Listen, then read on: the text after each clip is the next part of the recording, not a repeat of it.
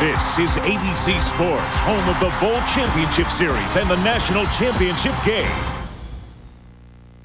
A scene that takes your breath away no matter how often you view it. This is Manhattan, the city that never sleeps. Today, two teams bring their act to Broadway.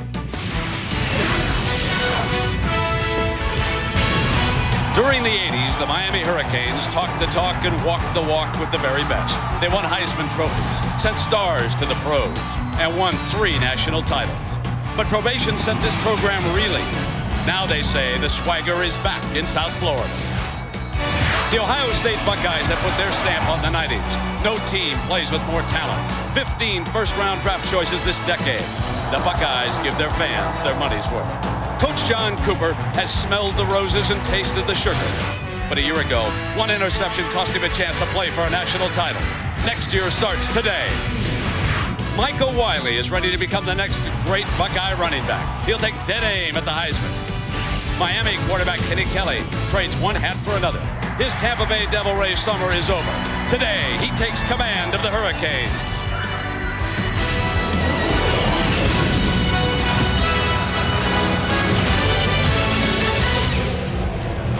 You are looking live at the Meadowlands in East Rutherford, New Jersey. On an August afternoon, a sellout crowd is here for the 17th annual Kickoff Classic, matching Miami of the Big East against Ohio State of the Big Ten. Well, good afternoon and welcome, everybody. I'm Brent Musberger.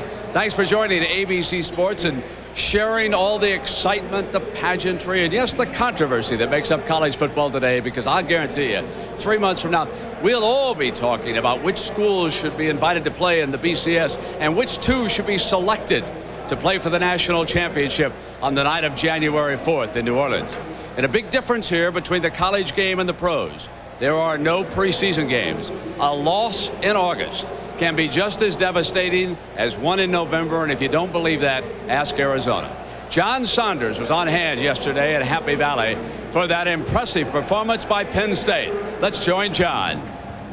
But let's talk about the game today between Ohio State and Miami. You know, there's been a lot of concern about that attitude that Miami had during their championship years. You know what? I'd like to see them get some of it back. I always thought it wasn't the winning that led to their swagger. It was the swagger that led to their winning. We'll find out, indeed, if they get it back. And by the way, on the phone, some members of your family not too happy. The Ohio State Buckeyes, though, psyched and ready to make another run at a national championship, perhaps. Just eluded them yesterday. Brent Musberger and Dan Fouts will have the kickoff and the liners as we return to the Meadowlands in New Jersey here on ABC.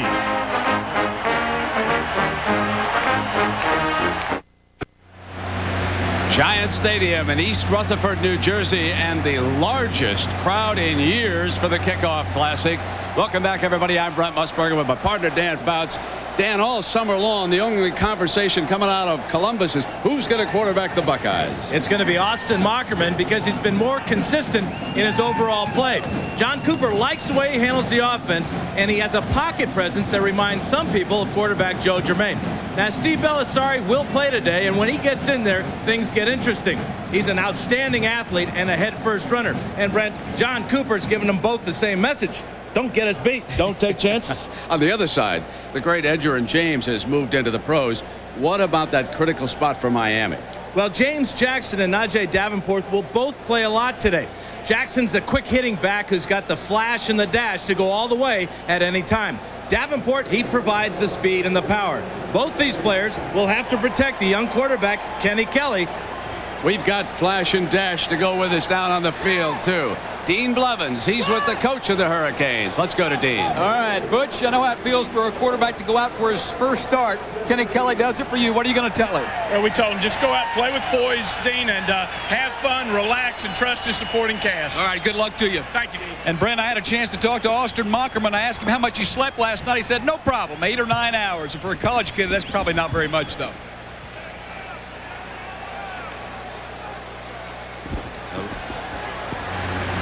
The scene here at Giant Stadium, which last night hosted a preseason game between the Giants and the Jets, and today they turn it over to the Ohio State Buckeyes and Miami. And the Buckeyes will be receiving, so we will see young Austin Mockerman take his first snap as a college quarterback, and you just imagine the pregame jitters. Handling all of the kicking chores. Andy Crossland. Back deep, Kenyon Rambo and Michael Wiley. Wiley, number 5, standing back by the goal line. We featured him in our tees. Very impressive young man. Crossland, the senior. He will also do the punting today for the Hurricanes, so he'll be busy young man. And isn't it great to see natural grass here at Giant Stadium? This is the first Kickoff Classic to be played on the natural stuff, and I love it. They will go back to the artificial turf for the regular season, but there is a lot of talk about playing on natural grass in the future.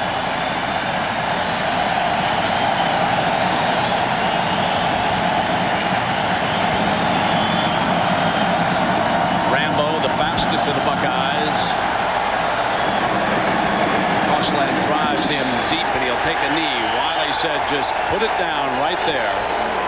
And young Austin Muckerman out of California has received his final set of instructions. And Dan, do you remember the first time you started up in Oregon, what it felt like for someone to move behind center? Well, you can barely feel anything, Brent. You're so excited. Your heart is just jumping out of your chest. You can't take a calm breath. And believe me, after talking to Austin yesterday, he appears to be a very calm, cool guy on the outside. Inside, although he may have slept well last night, I know he's very nervous. Calls his first play. Wiley is set back in the out. They'll run Wiley on the toss, and the Canes cut him off at the pass. And now we'll take a look at the Chili's starting lineups up front for the Ohio State Buckeyes. I don't have to tell you how impressive they've been throughout the decade, but an untested offensive line, but not at wide receiver. They have got Slick, Reggie Germany, and Quick. Kenyon Rambo. Steve Wisniewski has won the job as the starting tight end. There's Wiley. Matt Keller, very good receiver, slipping out of the backfield. And so Slick hits out wide, number 80. Wisniewski moves the strength of the formation to the left. And they bring Rambo to the short side in motion. The Canes chase on it. It's Wiley. Penalty flag is down.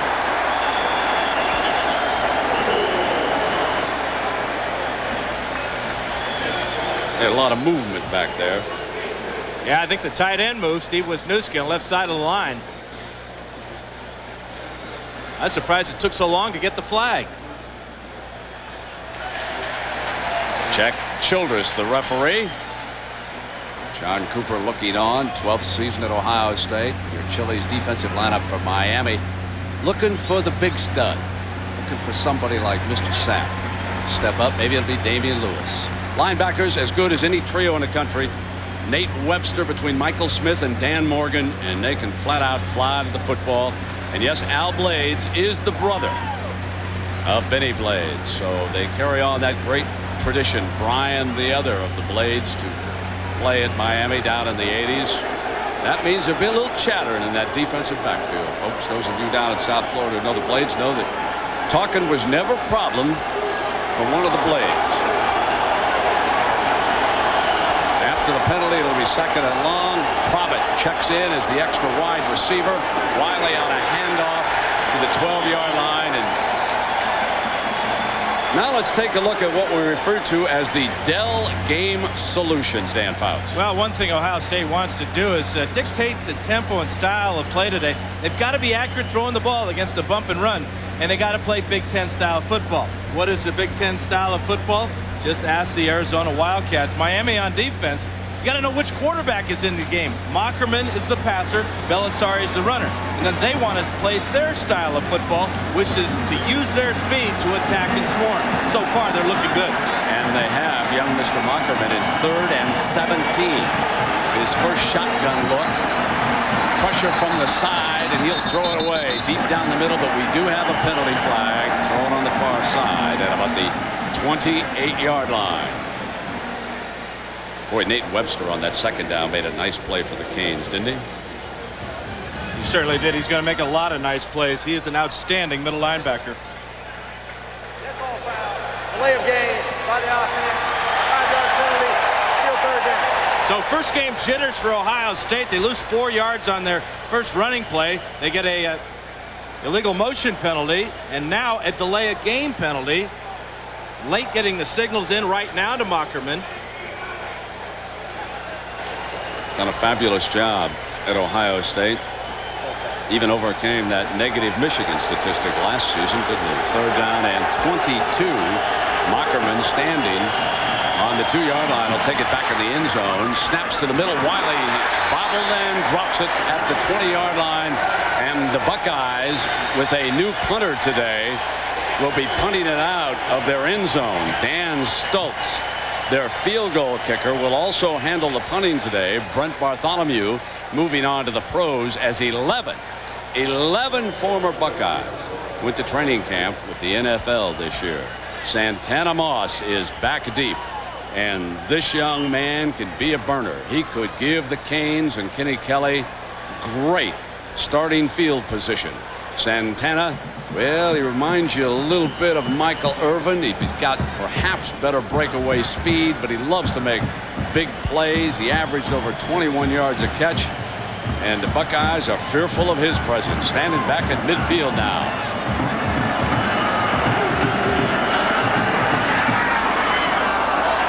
This will be great field position. Fair catch is the signal by Santana right at the 42-yard line.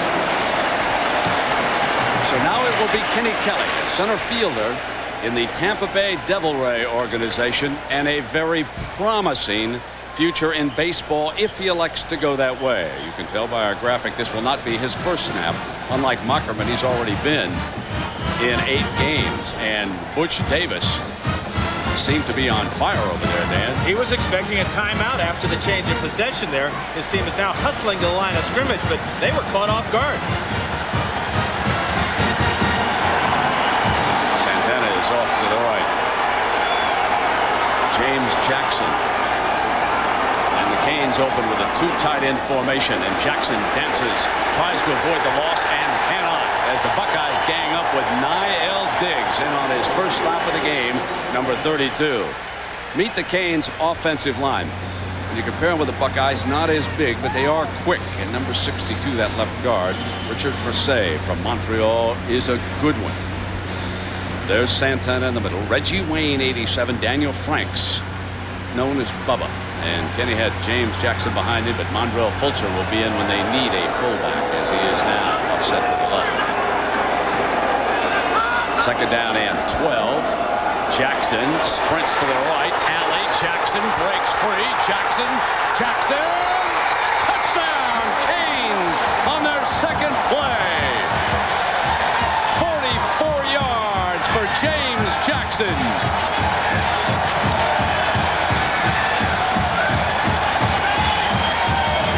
Talked about the flash and dash. Watch Jackson following his blockers perfectly. That's a huge hole. And now it's all pure speed for James Jackson. Great start for Miami, both on defense and now on offense.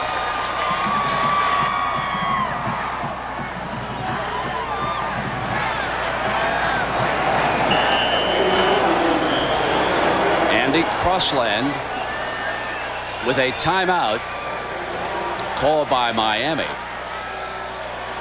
think they had only 10 players on the field, and that's why they used a timeout. That'll happen to you. In fact, James Jackson, so he is one of 2 backs who must replace Najee Davenport.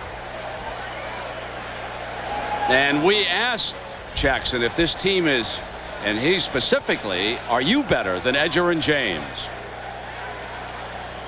Edger had the ability as being a starting tailback to show his hand. So this game, maybe, you know, if the ball is thrown to me, I have a chance to showcase my hands. I think the difference was between me and Edger is I attacked the line of scrimmage much faster than he does. And he did attack it quickly that time. Just what he told you. Edgerrin sometimes would dance, find a hole, and then take off. Jackson decided immediately that he had an alley on that left side. And one of the problems the Buckeye coaches have talked about replacing Rudzinski, replacing Katzenmoyer. They're breaking in linebackers at that spot. And there's no question at the speed of Jackson, there were a number of Buckeyes that had the angle on him. His speed just ran away from all of them. Now 11 Canes on the field. And Crossland puts Miami ahead of Ohio State. As you take a look at the junior James Jackson, 5'11", 210 pounds, and he can flat out motor. The Canes strike first in the Kickoff Classic.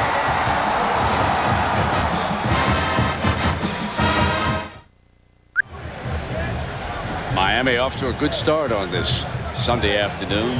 Wisp clouds in the sky. You can see in the background mist in the air. Still a little humidity here in the tri-state area. Rotation of defensive linemen by the time we get to the fourth quarter will be a factor one way or the other in this football game. And Rambo, who did not come out of the end zone, is eager to return one if he can here. They go to him again and even deeper. Crossland buries him that time, and he'll come out on the 20-yard line. Let's go back to the Jackson TD. Well, I think we can score one for speed over size and power, as Jackson will run away from Gary Berry, number 1 right here. Then Clemens stays in bounds down the sidelines, and Nicky, the final. All defensive backs, and they didn't even get close. What I want to say is no Winfield, no Damon Moore. I know there's always a lot of talk and hype about replacing fellas like that, but sometimes it takes a little while before you start playing like first-round draft choices, as Winfield was. Remember, they ran the ball against the linebackers, Ott and Cheapwood, a couple of guys with not much experience. Here comes Wiley again on a cutback through the middle. Wiley to a hole. Wiley's free. 45-foot race. Reggie Germany with him. Blades trips him up at the 10-yard line. Al Blades trips him up and saves an Ohio State touchdown as Michael Wiley pounds 70 yards.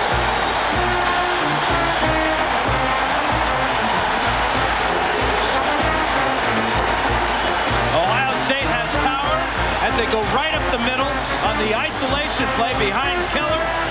There's Gilbert. Big hole here. Now this is what Ohio State has that may surprise Miami today. They have great team speed as well. Outstanding job up front. They blow the hole, and great vision by Wiley. Great effort here by Al Blades. That could have been a touchdown. I'm surprised they didn't go to Wells. They pound right back with Wiley. After a 70-yard run with a young man over there with as much skill as he has, sometimes you want to give a running back a little bit of a breather in that situation. And he's in now, Brent. Maybe Wells wasn't ready on the sidelines. That is a critical mistake there, because Wiley, he's got to be gassed. It is hot. It is humid here. Not sure what was going on with Wells on the sideline. But Wiley did battle for a couple more yards, so it's 2nd and 8. As here is the young man that we've been hearing so much about. When we are at practice, they're raving about Jonathan Wells. John Cooper says, like Eddie George, maybe faster. Muckerman, high, middle, incomplete. Up over the top of Reggie Germany, who was well covered, working in the back of the end zone. Mike Rumpf, the defensive back for the Canes. Well, Mockerman's 0 for 2 now, and this ball thrown high for Germany. He's 6'2" and is a great leaper, but can't quite time it. Ball was not overthrown. It just Germany's timing was a little bit off. Big third down for Cooper and the Bucks. I'll take that throw anytime as far as forcing it and not forcing it. Keller offset. The receiver's the fullback. Mockerman can't pick him up early. Now in trouble. Short of the end zone, down at the 6-yard line. The Buckeyes will have to settle for a field goal attempt.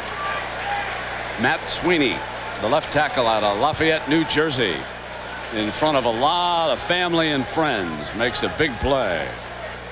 It's pretty obvious that's not one of Austin Mockerman's strengths, is running the ball.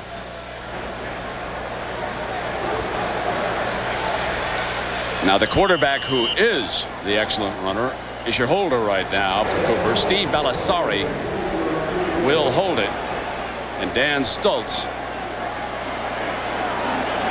he will attempt this field goal. Buckeyes are on the scoreboard. So they fail in a 1st and 10, but they still score their first points of the new season.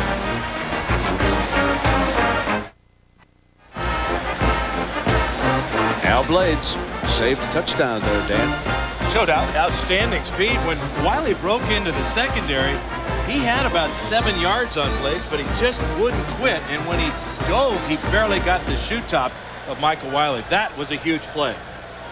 So there's Najee Davenport, pretty good running back along with Jackson.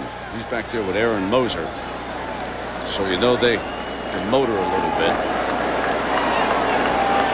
Pretty good start to this Kickoff Classic, eh? Yeah, a little bit of offense never disappointed me, pal. High but short. Let's see what Davenport does. Takes it on the run. Slips to the 28-yard line where it'll be first down. And a reminder that ABC Sports presentation of college football is brought to you by the Wide Track Grand Prix by Pontiac. Wider is better. Tyco International. Do you know Tyco? Dell Innovative Computer Solutions, from the company that pioneered direct around the world. Be Direct, Dell, and Chili's, a proud sponsor of ABC College Football. So the Canes now bring it out from the sideline to see what they can do behind Mr. Kenny Kelly. We really haven't had an opportunity to talk too much about Kenny, and Jackson springing for that touchdown. The rest of the time we've seen the Bucs on offense. So we'll see Kenny now as he points out the linebackers in the box against him, lines him up in an eye. Uses Fulcher to offset a little bit. They run Jackson to the left this time. A little more resistance that time. And Clements comes up from the cornerback position. And let's take a look at the Ohio State defense. Rodney Bailey, they say, had an excellent summer in Columbus. And Ryan Pickett, young man heavily recruited in Florida. They go 7 or 8 deep, though. That's the strength of this defense. Here's where they're thin, and it showed up a short time ago. A couple fellas been suspended. Niall Diggs, of course, big timer, number 32. And there in the defensive backfield, Nate Clements, a starter. Ahmed Plummer, recognized around the country as the most underrated of Coach Fred Puggage's defensive players. On 2nd down, Jackson stutters back to the right side, and Brent Johnson from Ontario, Canada, making the stop. And how about our Dell Solutions here, Dan? Well, we saw Kenny Kelly pointing at those linebackers. He's pointing primarily at number 32, Niall Diggs. Got to know where he is at all time and expect a lot of blitz today. Make sure you have the proper protection. Now, Ohio State defense make Kenny Kelly beat us. So that means they're going to crowd the line of scrimmage. They've got to keep their defensive line fresh in this humidity. 3rd and 6, and Andre King checks in as a 3rd wideout. He's off to the short side of the field. Kelly, fumble, hit from the blind side. Diggs got him, and the Buckeyes have a first down at the 6-yard line as Rodney Bailey scoops it up. But that showed you Niall Diggs' power coming from the blind side. And Dan showed you on that graphic, we have got to know where Diggs is, and they lost him this time. Niall says we're going to make Kelly beat us. We're going to pressure him early. I don't think Niall ever expected to get a free shot on the quarterback this early. And if old Rodney Bailey could have just high-stepped from the 7-yard line, he'd be dancing in the end zone still. Clear and free to the quarterback as Robert Hall can't get out to pick up Niall Diggs. Now the Buckeyes with another touchdown opportunity. Here's Wells, and he is jumped on by Dan Morgan. The junior linebacker just put a saddle on Wells' back and rode him to the bottom of the corral. Number 1 tackler for the Canes last year, 150 tackles. And he got 10 for losses right in the backfield that time. This is a great unit of linebackers here with Morgan, Webster, and Michael Smith, who doesn't get a lot of credit playing over the tight end. 2nd down and goal. This is the 5th crack at that end zone from down there. Got it. Touchdown pass. Muckerman's first scoring strike, and it goes to tight end Steve Wisniewski. The Buckeyes lead it for the first time as Austin Muckerman authors his first scoring strike.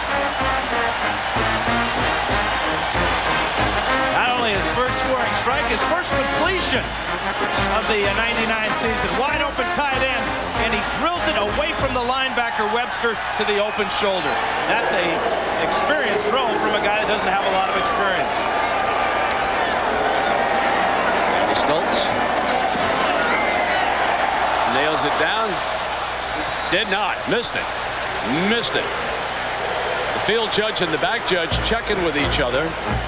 Stoltz looking back in that direction. And they waved it off, so the Buckeyes lead is 2 instead of 3 at 9-7.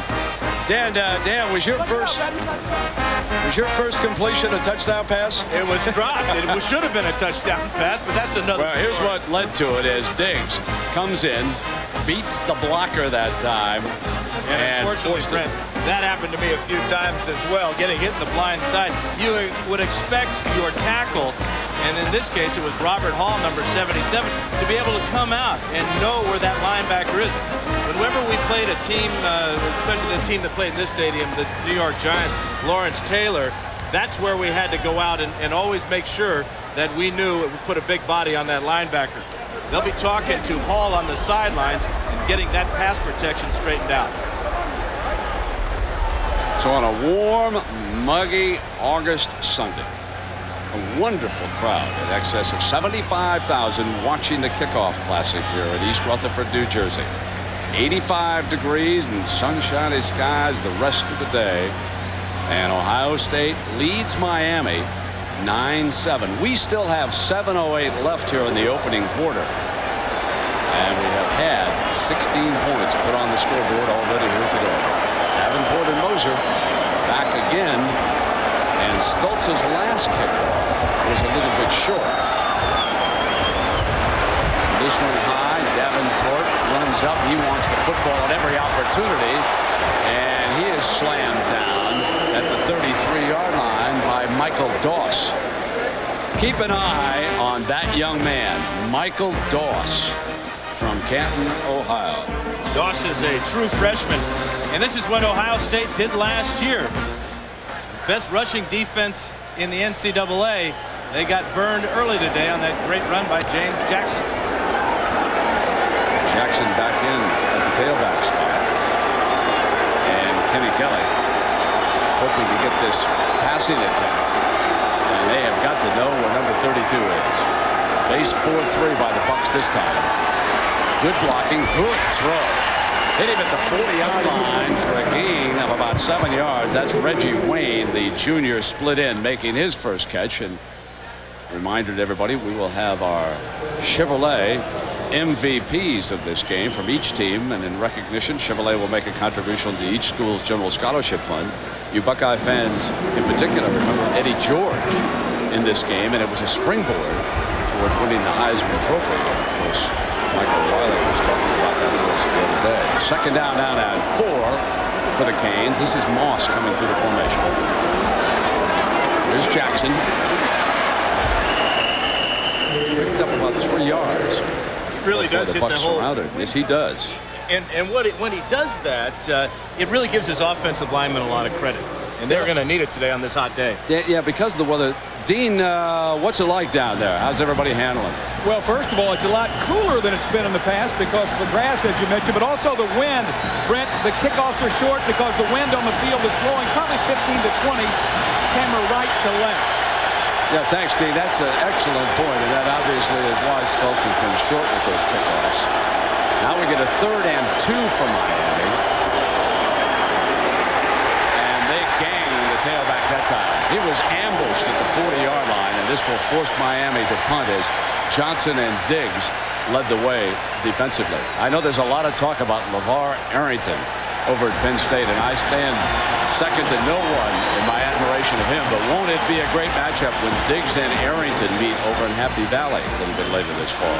Two great athletes, both playing similar position where they're allowed to run sideline to sideline and make those big hits.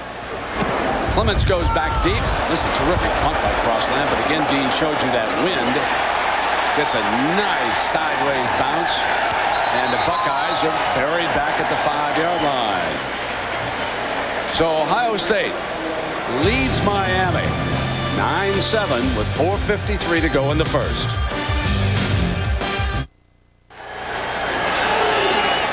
Let's take a snapshot look at young Austin Mockerman. First game as the Ohio State quarterback. Played his high school football Mission Viejo, California. Journalism major, and the name is pronounced Mockerman. As he explained to us, that's old German, where the H is a K. 6'3", 215 pounds. Completed his first pass ever as a Buckeye for a touchdown. He has Wells and Martin in the backfield behind him on this set. Coming out from the Bucs 5-yard line. This is Wells off a blocker, nowhere. Loses a couple of yards as Morgan and Myers climb all over him, and Dan Morgan has been very active so far. He really has, Brent, and you see the difference between Jonathan Wells and Michael Wiley. Wells hit the back of his offensive lineman, whereas Wiley earlier in the game showed that good vision. Of course, he's got a lot more experience being a senior. Wells is just a sophomore. Second down and 12. Gary Schiano's new look defense trying to attack. Martin, the fullback, makes it to the 6-yard line with Nate Webster, the middle linebacker, number 52, making another tackle.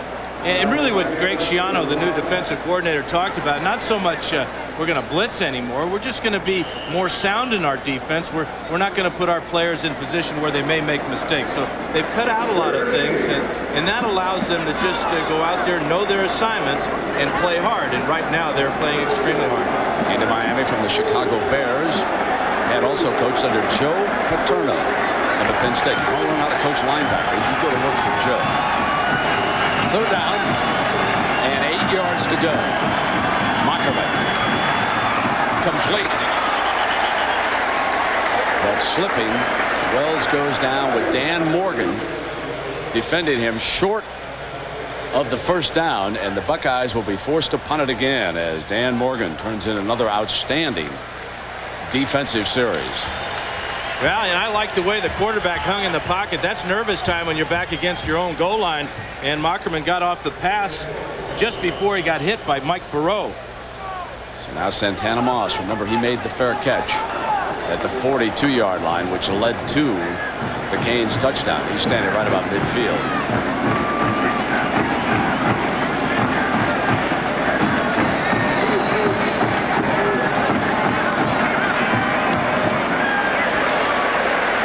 Stoltz hangs this one high, and Santana Moss makes a fair catch on the other side of the 50 at the 4-4. Well, it was kind of unique, wasn't it, Dan, watching the Miami Hurricane offensive line prepare for this season? Well, only offensive linemen would think this is a good idea. Put the tire strip. Okay, put it neutral, please. The key phrase there was, please put it in neutral. See, that shows that offensive linemen are smart. Defensive linemen would say, I'll put the brake on. So here they are, lined up and trying to do a job. Well, he hands it off to Jackson, who is forced back the other way with Niall Diggs among those in hot pursuit. And they have got their hands full with number 32, folks. He came busting across that line of scrimmage. He was breathing fire almost before the handoff again. He's got great anticipation, and his defensive line is helping him out a great deal. They are getting a lot of penetration too, so you see the running back hesitant to take it where the hole was designed, and that allows an athlete like Diggs to make the play. Clean up. And Pugich has been moving him around defensively. Tim Cheatwood, the other outside backer, moves up on the right side. Kelly off a play fake. Cheatwood's in his face, throws it downfield. Santana Moss got it. A brilliant catch by Moss inside the 10-yard line. Oh my! Working against Plummer, and Santana somehow hung on, and it was a 50-yard gain as Cheatwood unloaded on Kenny Kelly as he released the pass. Not a bad throw for a baseball player. After the play action fake, he knows he's got to get it up quick. There's a shot from Cheatwood. Watch this athletic ability. That looks a lot like Lynn Swann right there, going up and making an athletic acrobatic catch. And Plummer may have saved a touchdown by just hanging on. Jackson short side of the field, upended at the 5-yard line for a gain of 3 by Nate Clemens, the other corner. How about Kenny Kelly? People were concerned about how he would start this game. 2 for 2, 56 yards, and he's got his team right on the 5-yard line.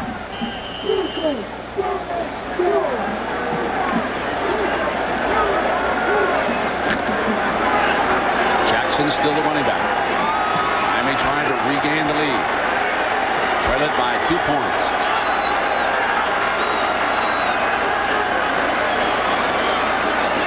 Jackson searches daylight. Corner, penalty flag, dives, touchdown, but there is a penalty flag.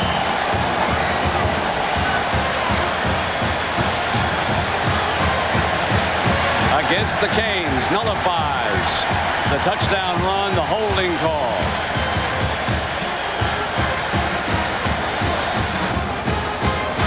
Yeah, it was thrown. The flag was thrown right at the point of attack when we saw Jackson explode into the end zone. Well, the reason he got there. 10 yards from the spot of the foul. Repeat second down.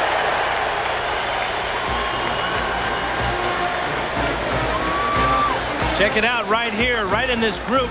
Watch the acceleration, but also watch the flag come flying in.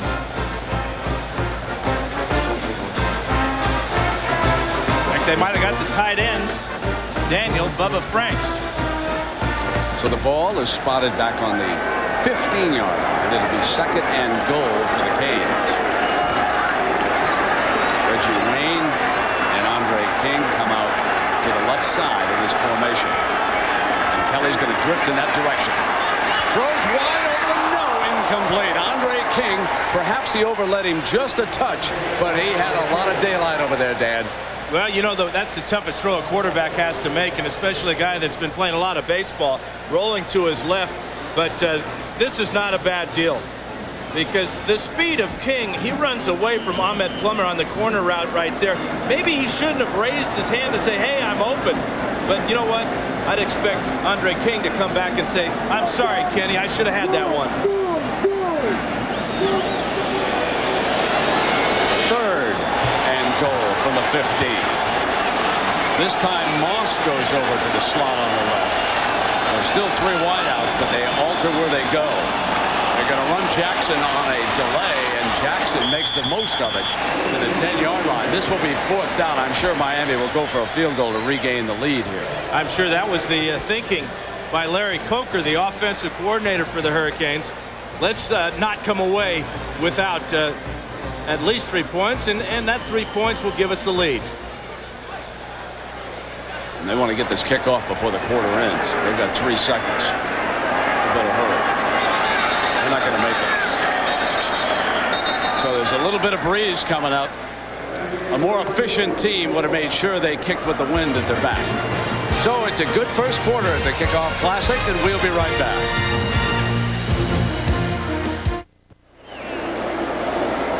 The loneliness of the field goal kicker. While we were away at commercial, Crossland just stood by himself and stared away at these 2 uprights. This is for the lead to start the second quarter, kicking it from the right hash. Jeff Popovich, the holder. It'll be a 28-yarder for Crossland. No good. And I go back to the fact that they let the clock run out. We've now had an extra point and a field goal missed at that end of the field. Oh, there have been some great quarterbacks come through Miami, haven't they? One of the early ones is down below with Dean Blevins. Dean? Jim Kelly, of course, 78-82. No quarterback doesn't like to see a holding penalty and a missed field goal. Oh, you don't. And I like the part where they were coming out no huddle offense. That's what I was getting excited about. Hey, Kenny Kelly, though, no namesake there. But anyway, he gets off to a great start, don't you think? There's no doubt about it. I mean, I've talked to him before the game. I said, just go out there and have some fun. Play it loose. Are these guys coming back? What do you think of what Butch has done in his, 4 years plus? Well, he had some problems as far as recruiting a long time ago, and that hurt him a little bit, but they're definitely coming back. He's a type of coach you need to go out there and recruit some of these young players. All right, Jim, thanks. See you on ESPN. Back to you, Brent. All right, thanks a lot, Dean. Play fake Mockerman, first down, in trouble. Sacked at the 11-yard line. Damian Lewis from Sulphur Springs, Texas, led that charge. Yeah, big number 92 got 2 sacks last year, and this is a coverage sack for the Miami defense, and a good play and a good move as Lewis beats Mike Gurr. Remember, Mike Gurr is filling in for Rob Murphy, who had some academic problems. So another situation where Ohio State is hurt by an inexperienced player.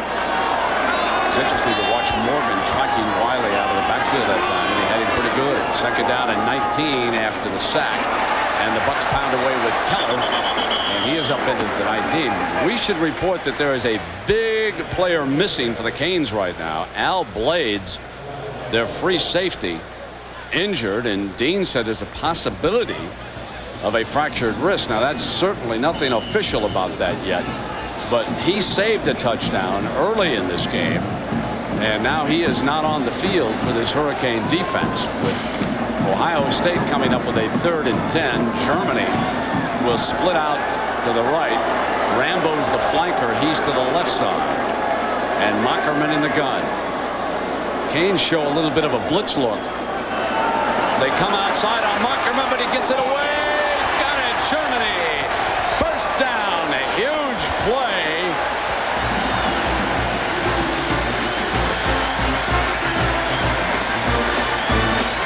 Watch the way Mockerman steps up into the pocket and gets away from the blitz on the outside. That's what we were talking about, his pocket presence. Keeping his focus down the field, knowing he's got to squeeze that one into Reggie Germany. That was Nick Ward trying to slip in, number 3.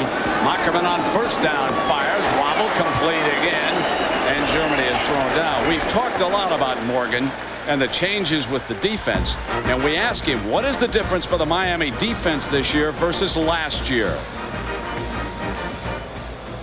Well, we are going to attack a little bit more, but I think people are blowing that a little bit out of proportion. We're going to go out there.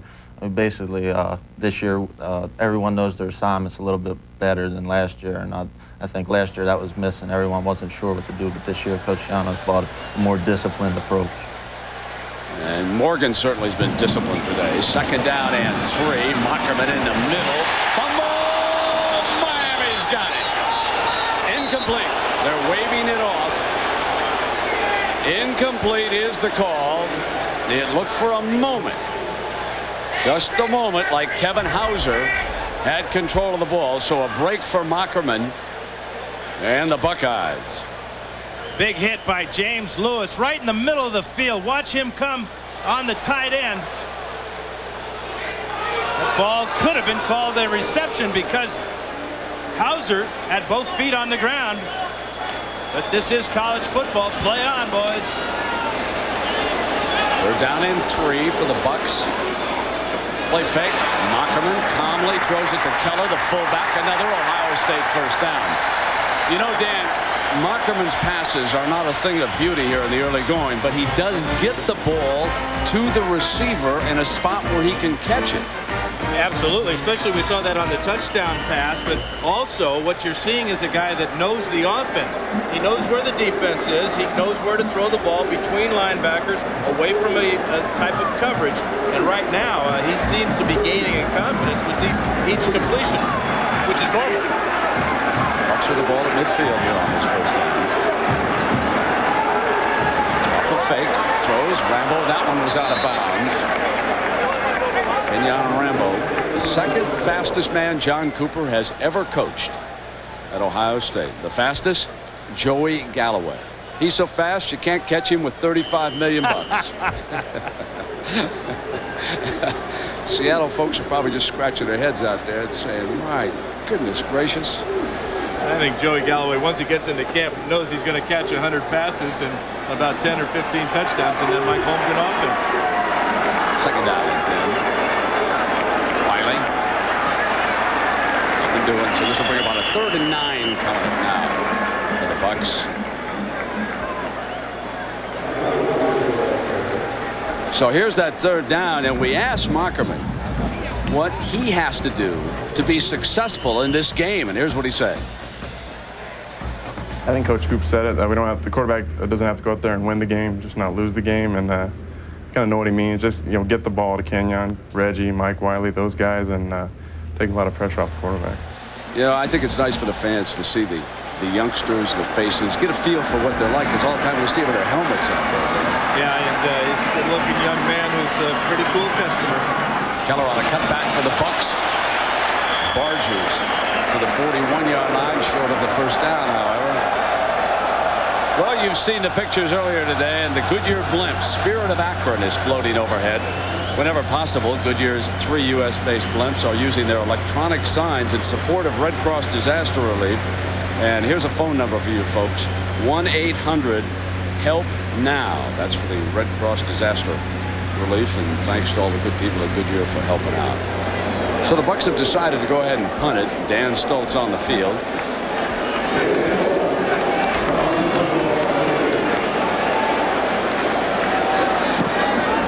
Beautiful high punt. Santana Moss with another fair catch right at the 11-yard line. If he knew that the first man down was going to slip, he'd have kept on coming. 9-7, Ohio State leads it by 2. Timeout. Well, Austin Muckerman off to a positive start here so far for the Buckeyes. 9-7 lead. Now it's Kenny Kelly's turn for Miami. 85 yards away, working against a Buckeye defense that has been ferocious under Coach Puggage. And Najee Davenport, number 4, will check in for his first rotation. A little bit bigger back there. You can see him behind Kenny. And they cut with him right away. And man, number 52 just ate him up. James Cotton. Let's check in now with Dean Blevins on the Blades injury. Dean? Yeah, not good. Blades is out, a dislocated bone in his left forearm. He left a while ago holding his arm up. We were told it was a wrist, but it's a dislocated bone, left forearm. He will not return. Dean, thank you. That's a tough break for the young man and the school. Absolutely, Brent. He is their unquestioned leader, not only in the secondary, but that entire defense. They'll miss him. 2nd and 9 for Kelly and the Canes. Using Bubba in motion. Bucks attack, snap throw. Santana went back out after it, but incomplete. I'd like him to drop one like that. That was right where you want to put it, to the receiver on a slant pattern. Put it right in front of his eyes. I think Moss's eyes were looking elsewhere. Well, here at the Kickoff Classic in East Rutherford, New Jersey, Miami scores first, and now the Buckeyes have come back with 9 unanswered points before the largest crowd in 4 years at the Kickoff Classic. 9:25 to go here in the first half. The Canes spread the field on this 3rd down and 9 for Kelly.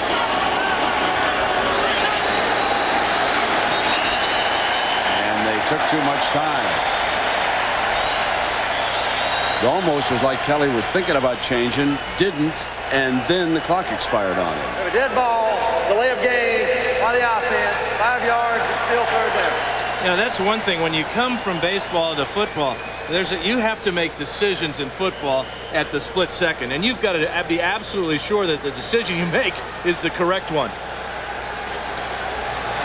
3rd and 14.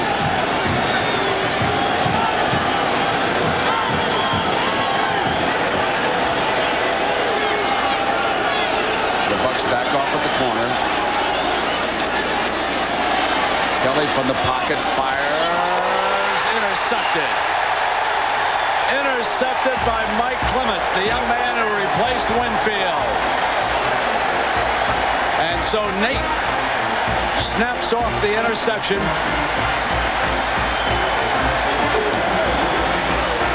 Not a good last 2 plays for Kenny. Kelly gets one drop, and this one he just doesn't throw it out far enough in front of the receiver. Outstanding play by Nate Clements as he sees the ball hanging in the air, and he just drives on it. Now watch his footwork. He could play wide receiver.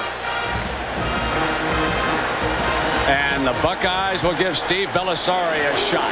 A different look as Wells pounds to the 24-yard line. So for the first time today, the sophomore from South Florida, Steve Bellisari, checks in. He's left-handed, and he is more of a threat to run. And what a great place to put in a young quarterback. Great field position. After a turnover, everything is in Belisari's favor now. And here is Martin, the fullback. Stood up right around the 20-yard line. And time now for our Aflac trivia quiz. And the question is, when was the last time Ohio State lost their opening game of a season? I'll give you one hint. It has not come during John Cooper's tenure. The last time Ohio State lost their opening game. I'm sure there's some Buckeye fans who jumped all over that. 3rd down and 2. You would hope the Buckeye fans would remember. They don't want to remember that one. Wells squirts for the first down inside the 15-yard line. Buckeyes go with an unbalanced line on this 3rd down and short, Brent, something we saw at practice in Columbus on Thursday. They really load up the right side of the offensive line. Here we have an extra tackle over here. This is a tight end, but look at the backs. Here's Wells, here's Martin, and there's Keller, and look where they're running. Steve Belisari volunteered for special teams duty a year ago. And here he is doing what he wants to do. A chance to quarterback. Flare pass out wide, and Morgan jumps all over Wells.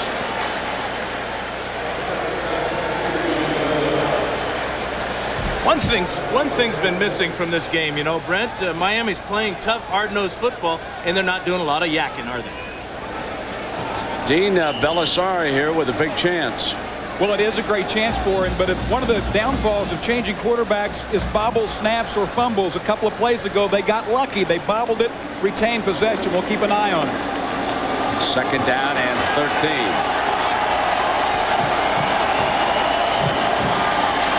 The delay. Wells back to the 14-yard line before he is put down by James Lewis. Now he's filling in for Al Blades, playing that free safety spot. So the sophomore with his hands full. He's already made one big play in the 2nd quarter when he came up and put the big hit on the tight end Kevin Hauser of Ohio State. Caused the incompletion. Shiano plays with a little fire in his belly. When you talk to him, we talked to him the other day, he was hoarse. That comes from a lot of yelling on the practice field. Michael Wiley back. Belisari wants him, but threw behind him and high. That was a lateral and went out of bounds. There's no question that was a lateral. And give Greg Schiano a lot of credit there. He brought both safeties right up the middle at Belisari, and Belisari rushed his pass and threw that lateral. They lost a bunch of yards on that one. These Kane linebackers, we were told they're good. They're an impressive trio. They are all over the place out there. And it seems like they're playing like they're tied together. One makes a tackle, the other two are right next to him.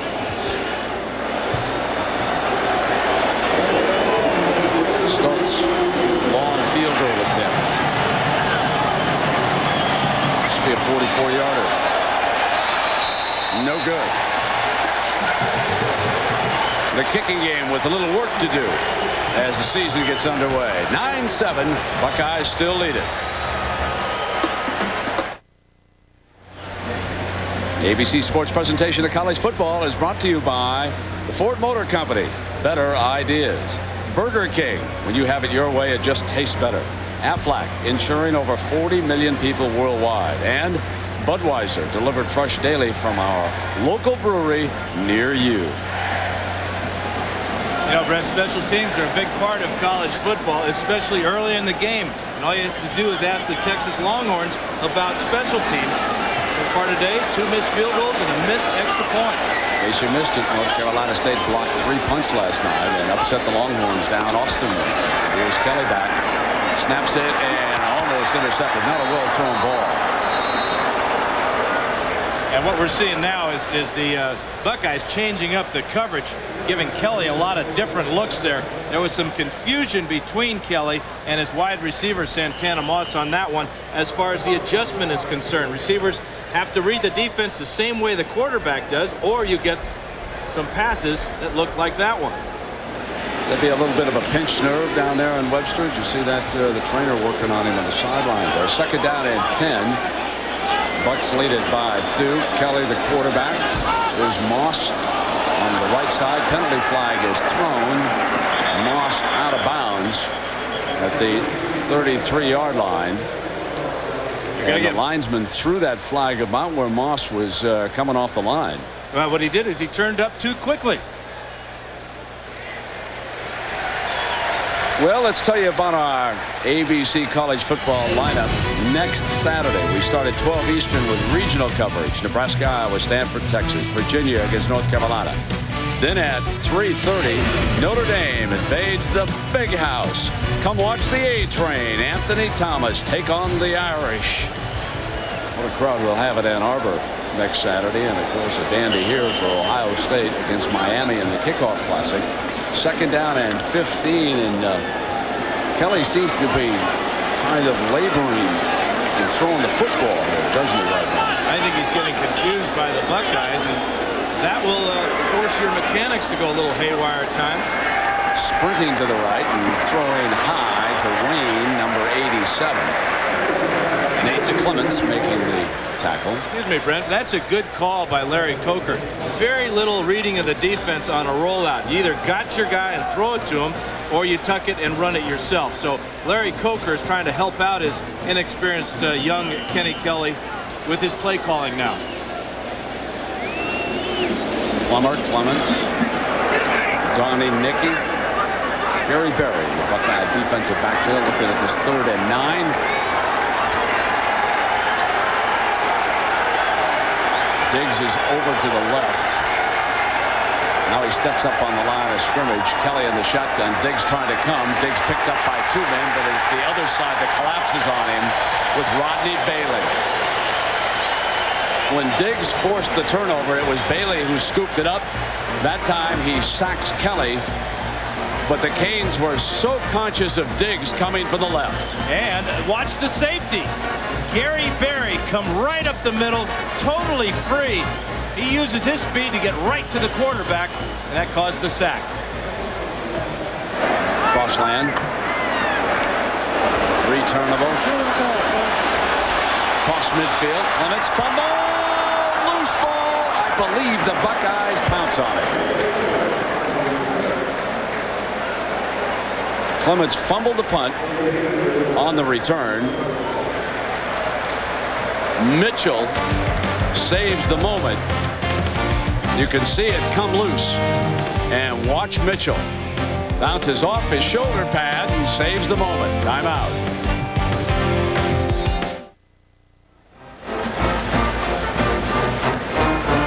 So the Athletic trivia. When was the last time Ohio State lost their opening game? Back in 1986. Beaten by Alabama 16-10. What I remember about that? The great Chris Spielman, the only member of a losing team to be voted MVP. He made 16 tackles in that game for the Bucks. I got word from Peter King, my friend who was here today, that Spielman was shaken up last night. I hope that is not serious. And that Chris is like, fumble by Belisari, pulling away. So Dean Blevins' note from the field right on the spot as Belisari fumbles, and it goes over to Miami. Kurt Murphy looking around to see what happens. And Belisari apparently is taking the blame here. Again, the quarterback just doesn't look comfortable. The same thing with Kelly right now. He just dropped that ball. It was right in his hands, but he's maybe thinking of other things. Kelly on the other side, as Belisari was coming out too quickly. I don't think any question about that. Kelly, on the other hand, looks to me like he's rusty in terms of timing, and I think the receivers and backs are moving as a result of it. It's Wayne this time. He needs to come up with a quick count, not stand there and stare so much out of bounds at the 49. What am I talking about? You know a lot more about that. No, you're all over it, Brennan. I think we just saw a good example of Kelly trying to deal with that situation. They came up the line of scrimmage. They snapped the ball quickly. They threw a quick out route to Wayne on the sideline. So they did two things there. They got their timing, they got their tempo, and they got a completion. James Jackson back in at tailback. He scored the Canes touchdown. Miami struck first, in case you just joined us. Play fake to him. Now Kelly looking. He got it wide open. Oh, complete. Inside the 10-yard line. Fulcher, the fullback. And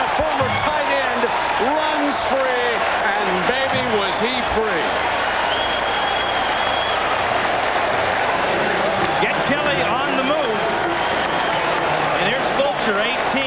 He's going to go right down the middle here. Great play fake as you see the Ohio State defense looking for the sweep play. Great play also by Nate Clements, bringing down big Montrell Fulcher, 250 pounds. 42-yard gain. So 2 big plays for the Canes. Can they take advantage? They will try Jackson to the short side. Penalty flag is down. Jackson battles and makes the most of it, but there is a penalty flag down, and the Buckeyes are applauding, indicating that it is against the Canes for holding again. 2 huge holding penalties against Miami. One nullified a touchdown. That one, Jackson took it all the way down to the 1-yard line. And it appears it was on the same side of the offensive line and tight end. Holding by the offense, 10 yards from the spot. Will be first down. Check out number 32, Niall Diggs. And it's Rich Mercier with the hold there. It could have also been somewhere else. But 2 critical holding penalties. So now they're backed up to the 20-yard line. This is Moss. Careful not to move forward. In motion, and they come underneath, and that is Bubba Franks back inside the 10-yard line. So Miami goes back to work with the 2 big fellows. And a reminder that coming up, Valvoline halftime 99. John Saunders and Terry Bowden. Terry's going to tell you about what he thinks will be the games of the year. Do you know how painful that was, folks, for him to pick Penn State #1? He said, sorry, Dad. He should say, sorry, Mom. Is she going to be on the phone saying, Terry, what are you thinking about up there? And Terry used to be her favorite. I know. Gosh darn it. That's what Pops is saying right now. Second down. All down at the 8-yard line. Terry will be with us all season, and that should be a great show with he and John Saunders. Great fake. Kelly. Another penalty flag. Touchdown, Miami. Another penalty flag. Preliminary indication. No penalty now, the umpire says. Now let's see. There's some confusion. There is no flag. Yep. Touchdown, Miami. Oh, baby, what a naked bootleg.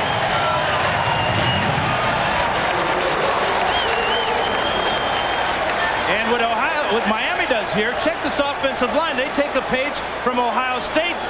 This is an unbalanced line. That's why we got the flag. Strength to the right, an athletic quarterback rolling in to the left. It was Tim Cheatwood, the inexperienced linebacker, who was lined up on the right side defensively for the Bucks, who crashed and bit on the fake. He had the outside containment on that play, and the reason why we got the timeout now is the Hurricanes want to go for 2 here for Butch Davis. So let's take a little bit of a break here. It's 13-9, Miami back ahead.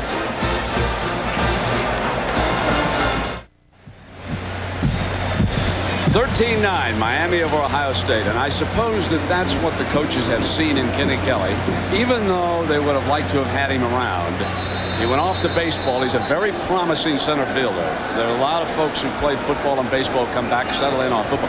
Kelly is touted as a possible major leaguer as a center fielder for Tampa Bay. He's not a small-time baseball player. And then A-ball didn't hit a lot of home runs, stole some bases, hit about 275 for him, and so he's rusty. But you saw on that run, and you saw when he picked up those 2 big receivers, that he's got just a ton of talent. That's why he's the Hurricane. 13-9. They'll go for 2 now. Through high, Jackson, great catch, and they get it. No one was on Jackson. Had they been there when he touched the ball, the fellow would have felt a Buckeye helmet right in the chest. But he had time to make the catch and walk on in, and it's 15-9 Miami. Now they're letting Kenny Kelly do what he does best, and that's just be an athlete here. Just reading the defense very simply. He either goes down the field or out to his halfback. How about that catch by James Jackson? That's a huge 2-pointer. Well, we have talked about Austin Mockerman, but what about a snapshot look at Kenny Kelly. Starting his first game. He has played in 8 previous games at quarterback. 6'2", 195 out of Tampa. There's the speed, folks. 4.43 and the 21 RBIs along with the 12 stolen bases to go with that 275 average. So Kenny Kelly with a choice to make down the road. Both of them like to have the young man. Very pleasant when you talk to him.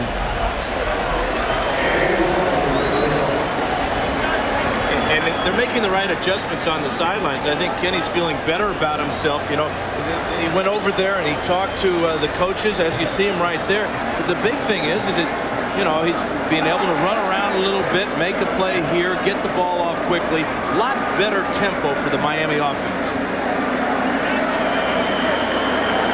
Well, maybe Rambo with a chance with Miami kicking into that breeze a little bit with Crossland there. He's back deep with Wiley. Turnovers will do it every time, won't they? I'm going to try to keep it out of his hands. This is Keller, the fullback, back at the 20-yard line. Tough sort.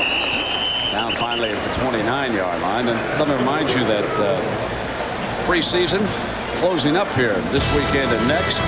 And tomorrow night, Monday Night Football, you'll see a pretty good left-handed quarterback wearing number 8 in Steve Young. 49ers will be taking on the Oakland Raiders. So Monday Night Football coming your way. Mockerman returns.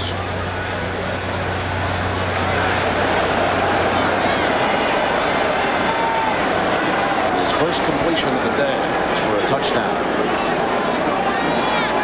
Throw on first down from the middle through behind. Reggie Germany that time. 2nd down and 10. And boy, was Mockerman ever dusted by William Joseph after he let that one go. Joseph just ragdolled him.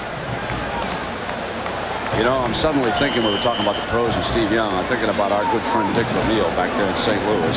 What a terrible blow to lose quarterback Trent Green. But I remember my last conversation with Dick a couple weeks ago.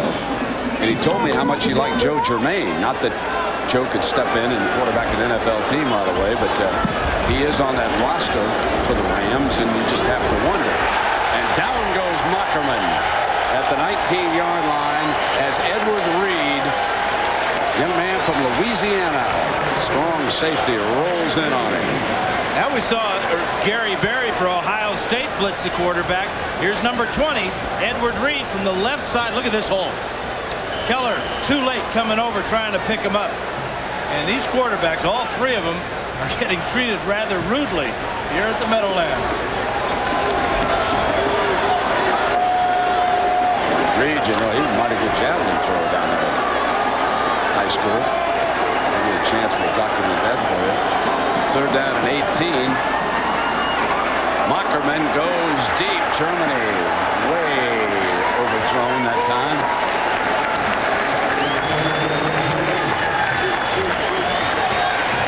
Yeah, one thing that I remember about fellas throwing a javelin in Louisiana, I remember when I was working with Taylor Bradshaw right after he came out. Bradshaw was a heck of a javelin thrower, but unlike Bradshaw, Reed not a quarterback. He's a defensive back. Bradshaw was so good he could throw it, go down and catch it himself. And then whistle a country tune while he was doing it, right?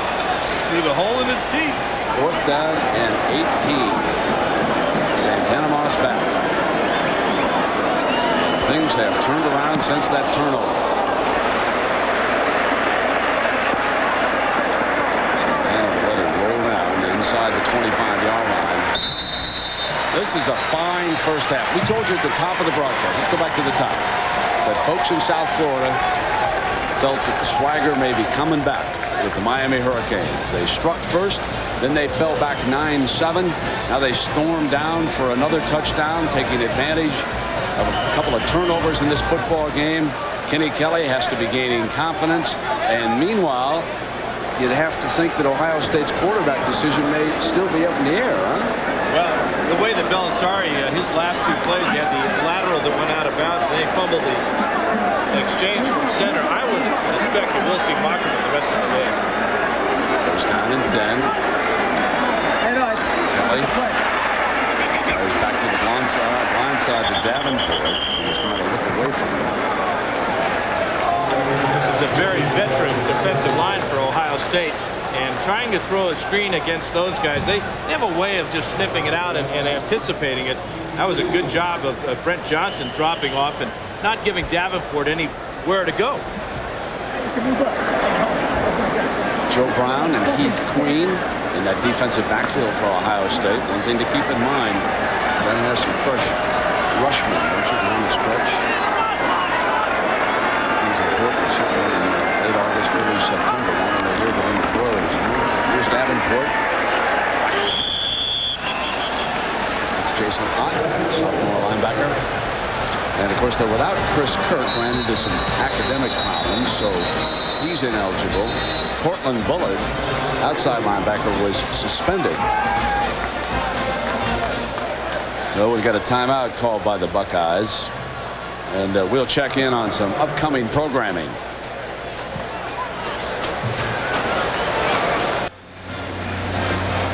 Gave you a pretty good tour over here, didn't I, coming from Manhattan to the Meadowlands today, Dan? But you taught me a very valuable lesson. Whenever you think you're lost, and I'm not saying we were lost driving out here, but if you ever think you're lost, just look for those rooter flags on the sides of the cars and make sure they're not going to some buffet down on the east side. Hey, listen, I couldn't help it. The first guy was going to get some eats before he came out here. I thought he was coming right to the Meadowlands. I knew we were on the right track when I saw one flag from Miami and one from Ohio State. All right, final minute, 3rd down and 8. Fincher made a big play. He stepped in motion. Kelly away from the rush with the quickness, overthrew and hit Franks, who makes the catch. Came right over the defensive player's helmet that time, and Franks standing there. Great concentration, Brent, by Franks as Brent Johnson dropped off from his defensive end spot and actually tipped that ball, and so Franks had to really adjust. He made a nice catch.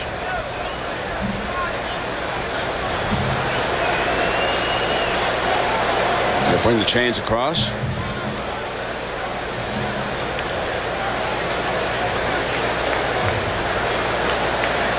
Dan, what surprises you the most about this game?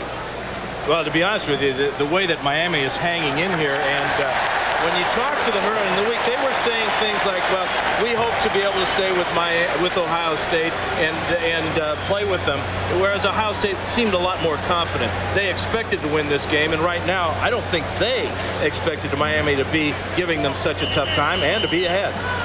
Final 42 seconds of the first half, then we'll hear from John and Terry. Shapes up as an entertaining second half here. Wonderful opening weekend for college football, isn't it? Well, I guess not so if you're down in Arizona or Texas today, but still have a lot of big, important games and a good half still ahead of us. They fake Davenport. Kelly going to go long down the middle. Bit of a wobbler here. Santana Moss against Clemens. Santana runs to it and swings free. In a foot race with Berry. Moss, touchdown, Miami! Holy cow!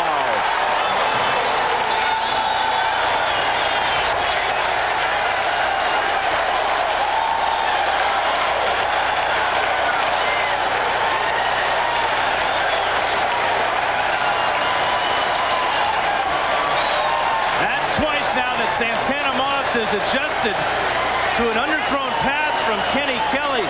This was not only an outstanding adjustment, but what he did after the catch, running circles around the Buckeye defensive backs.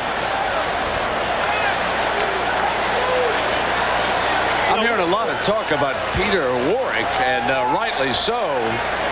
But take a look at this quick. We told you that he averages over 21 yards a catch a season ago. Watch what he does after the grab. Well, it's kind of a wobbly old pass there from Kenny Kelly. But this is beautiful. There's 3 defensive backs right there. There's a 4th. That's a linebacker. There's another defensive back. Nobody's closing on Santana Moss. Kelly gets this one up in the air, and it's throwing. Remember, he's throwing this one against the wind. That's why it's held up a little bit. Good coverage by Clements initially, but the ball adjustment, knowing it so far underthrown by Moss, is remarkable. 67 yards. Well, it's just a straight fly pattern, not much to draw on this one. But after he catches it, he's going to run about 30 or 40 yards to get away from those Buckeye defensive backs. That is a huge play, especially when you look at the time left on the clock. 8 seconds to go here in the first half. Pretty good afternoon's work already for Santana. So Butch Davis and the Miami Hurricanes, as Butch told us, we want to find out where we are in this game. Halfway into it, they're coming back, aren't they? They're going for 2, but they're late in getting Davenport on the field. Now he lines up as the tailback. Field is spread for Kelly. Penalty flag is thrown, incomplete to Moss. Plummer, the defender, flag thrown.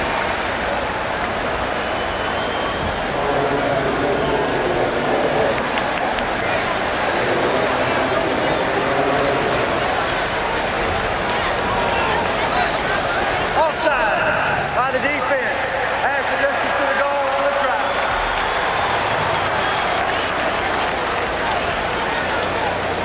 That's a shaky ending to the first half by the Buckeyes here. There's no way that they ever think that they'd be in this position. And right now, you know, it's the quickness. We're talking about the humidity and everything and the heat. Well, there's no place in the world hotter or more humid than Miami. So the Hurricanes are acting as if it's just a cool day. Different formation and a different play. You thought someone was going to go in motion. They only have 10 men. It's 10 against 11. Kelly does it himself again.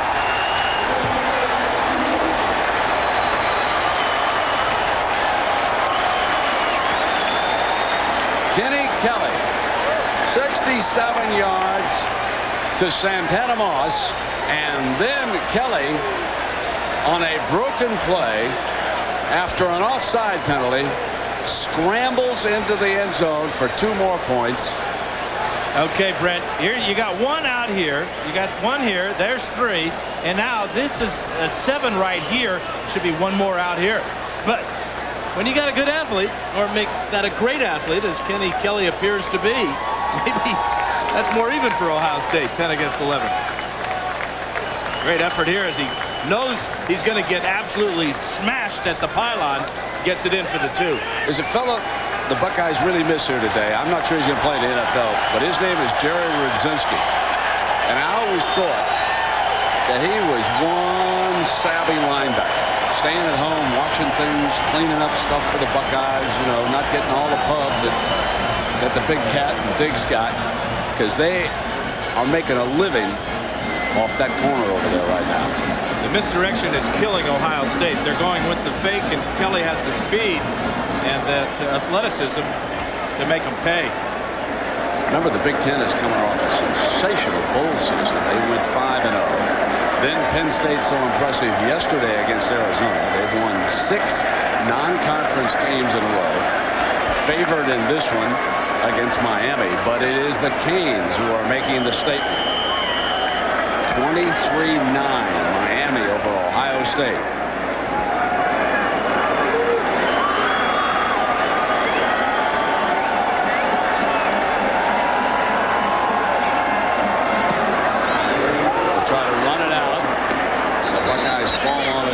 Midfield with 6 seconds. Let's go down to Dean Blevins. Dean.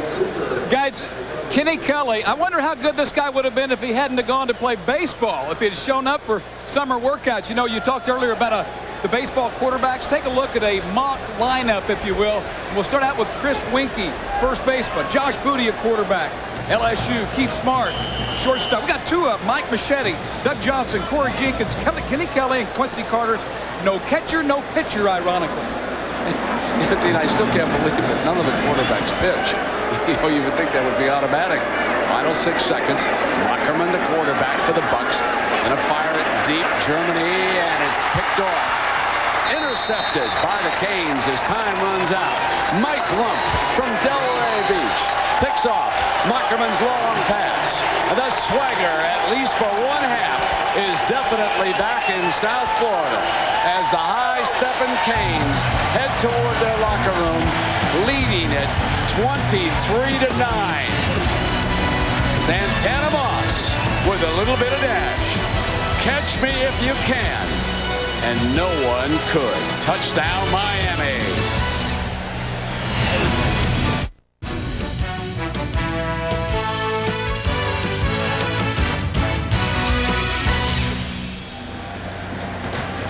East Rutherford, New Jersey, the Kickoff Classic, and a stunner so far. Miami 23, Ohio State 9. I'm Brent Musberger along with Dan Fouts. Dan, what do the Buckeyes have to do now? The obvious question to get back in this, baby.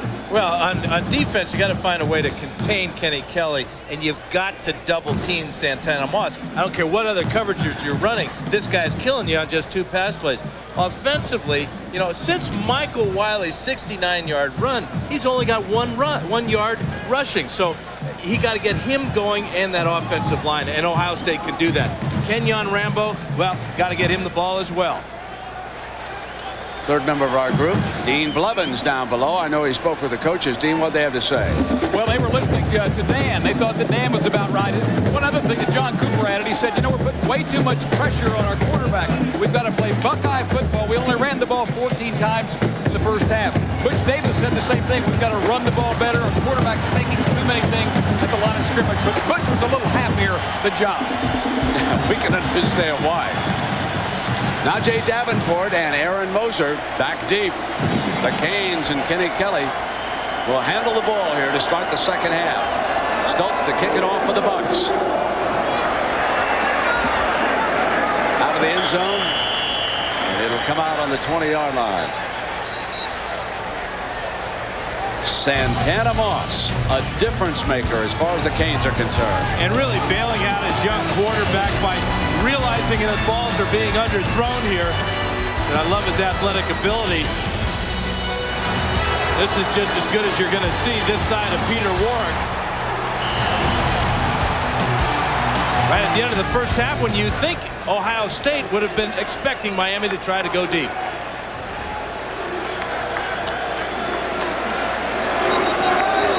Fulcher and McPartland are in this lineup. They've got sort of a bull backfield, if you will, using an H-back against Ohio State, and it has really worked for them so far. Brent, Miami starts the second half with just 10 men. So although there aren't preseason games, they scored on a 2-pointer with just 10 men. There are no preseason games. These all count, but we're seeing some preseason type mistakes. Now they're set.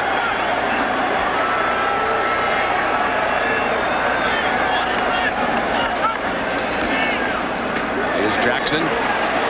Breaks free again. Penalty flag comes flying. Jackson bolts for 10 yards.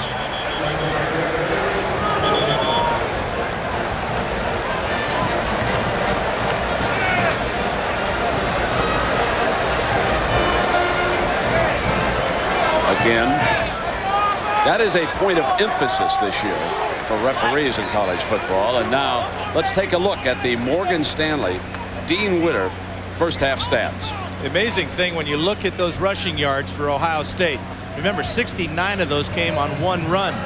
Miami, the passing yards, of course, those 2 bombs from Kenny Kelly to Santana Moss takes up a lot of those yards. So again, the officials in college football have been told to emphasize holding this year, but that they have to do it all at once. And all against one team. First and 21 after the holding call. Complete.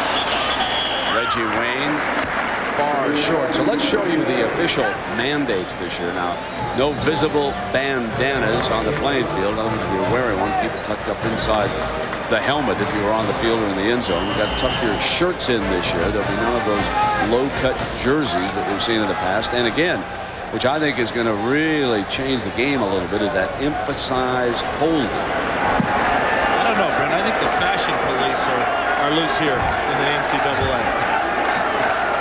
Second down and 15. Jackson on a slant. Berry finally wrestling down at the 20. So it'll be 3rd and long coming up for Kelly and the Canes. Ohio State trying to make something happen here early in the 3rd quarter and climb back in. That late touchdown, I think a point to make is that was a stunner as far as the Buckeyes were concerned. If they could have gotten out at 15-9, a whole lot different than what Santana Moss did on that long touchdown pass down. And not only did it stun and deflate Ohio State, just imagine what it did to the Hurricanes with just 8 seconds to go in the half. Yeah, Cooper and Pugnich have got to be very concerned about the play of their defensive backfield here so far. Let's see what they come up with now. 3rd and 9. Kelly got him again. 1st down. Puts it into Reggie Wayne's hands. They find a soft bubble. David Mitchell chasing, but it's a 14-yard gain on 3rd down. The best pass of the day came on, really the most crucial time for an offense. 3rd and long when you've got to deliver. Here's the route outside, just a hook route, and Kelly's got a little play action fake right there, but he drills it. He has a nice compact delivery. When he gets set, he can really fire. King and Moss, the wideouts on 1st down.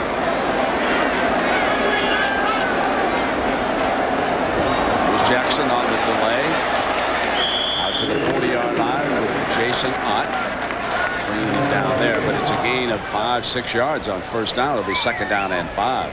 And when you look at the Buckeyes on defense, they have their hands on their hips, and they kind of have the look as they stare at the Hurricanes.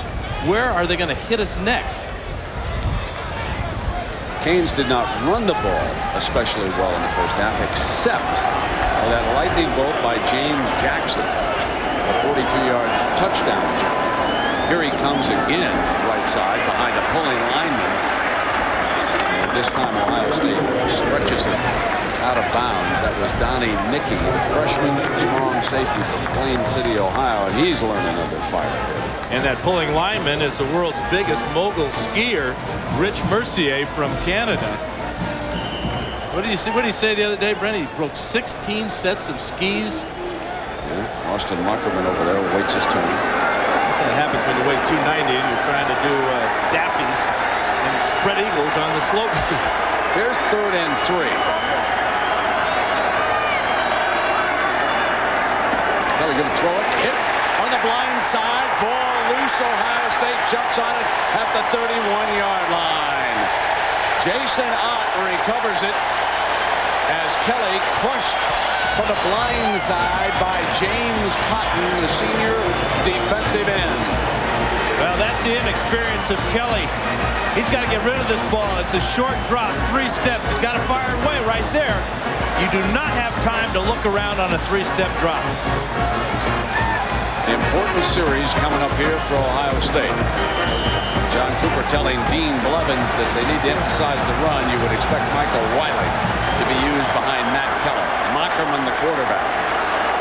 Against the 4-3. Here comes Wiley. Fumble! Recovered Miami! Michael Barreau from North Miami Beach falls on the loose fumble. And Michael Wiley, who had hoped to overcome that fumbling problem of early in his career in Columbus, puts it down, and this is a huge turnover. Very little contact, if any. He just dropped the ball. Saw a defender flash in his face. Looked like he was trying to switch it to his left hand, and he just put it down on the grass. Oh, my. So a huge break for Kenny Kelly. And the Canes, they get it right back. Najee Davenport, a little bit bigger, to the middle, and fast enough. 1st down, thank you. 13 yards with Gary Berry bringing him down. Not a good sign for Ohio State when your weak safety's making a tackle, a touchdown-saving tackle at that.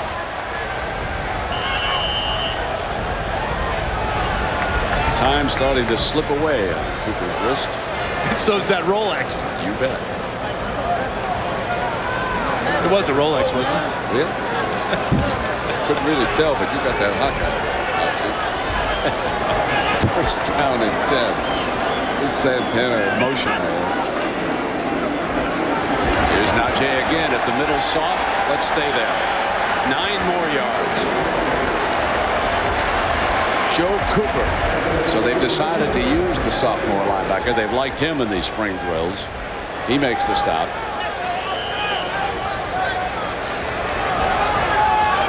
Coop's got to be wondering, where is Miami going to attack us next? Seen James Jackson have some success wide, and now the Hurricanes are punching Ohio State right in the gut with Davenport.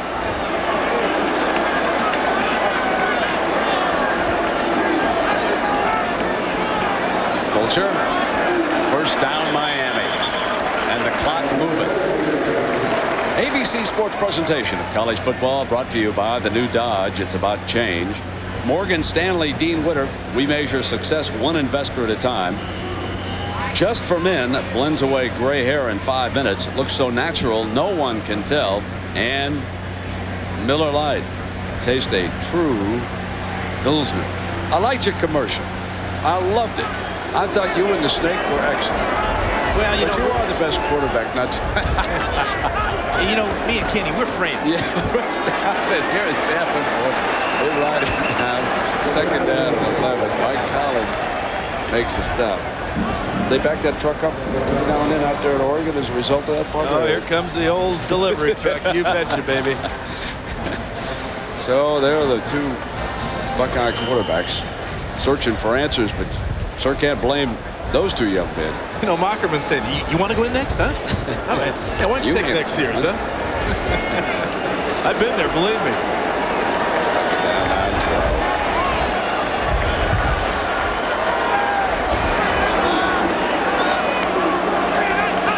Press coming. Kelly in trouble again. Runs away from it and hits Fulcher on an escape pass. If you blitz Kelly, I've just got to say you better get there. Nicky was closing in, and Kelly made him pay. Well, and Fulcher was blocking Nicky and wasn't doing a real good job at it at that. So if you let your man go, yell, look out to the quarterback, and hopefully he'll find you and throw you the ball. It happens that way sometimes, especially when you have that great mobility like Kelly. I mean, he got away from the pressure and found his open guy. Bringing down some time here, pretty good in the 3rd quarter. 3rd down and 10.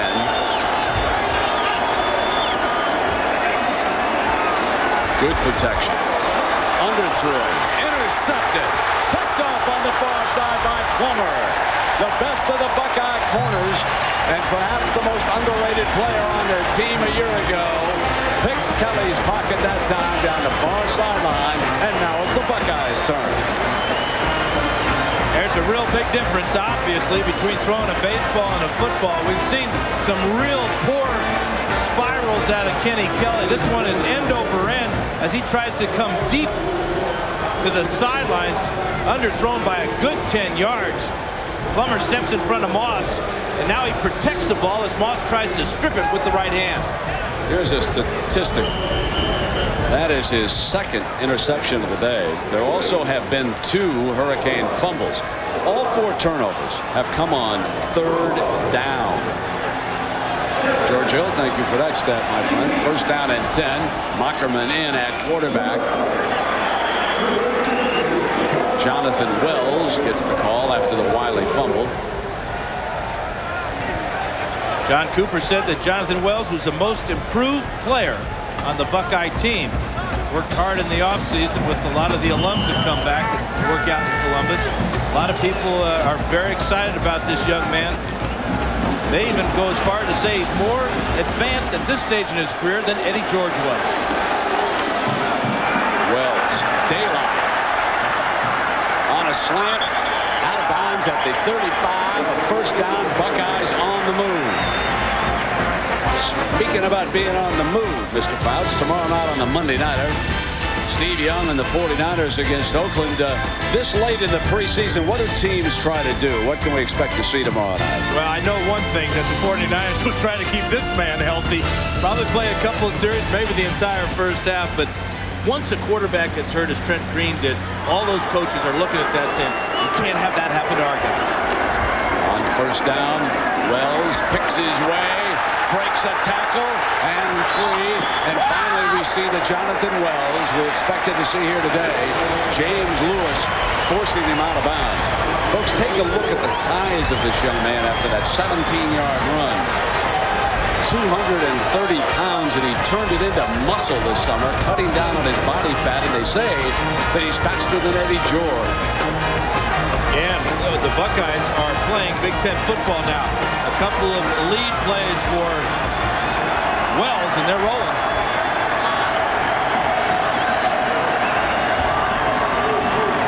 Double up, tight end department. Pound Wells into the middle to the 15-yard line. And you just had the feeling that Ohio State on offense was going to do this.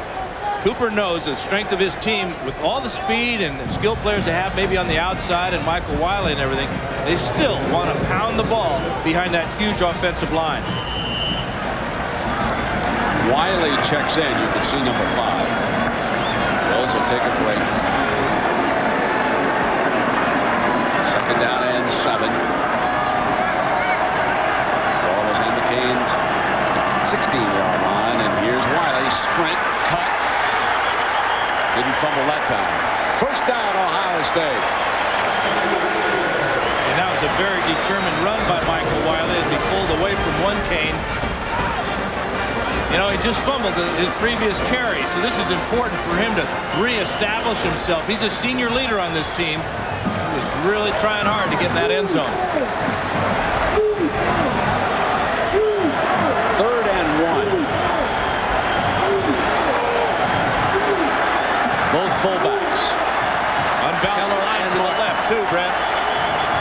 Movement right in the middle. I don't know if the guard moved his hand first or the defensive tackle came blowing across.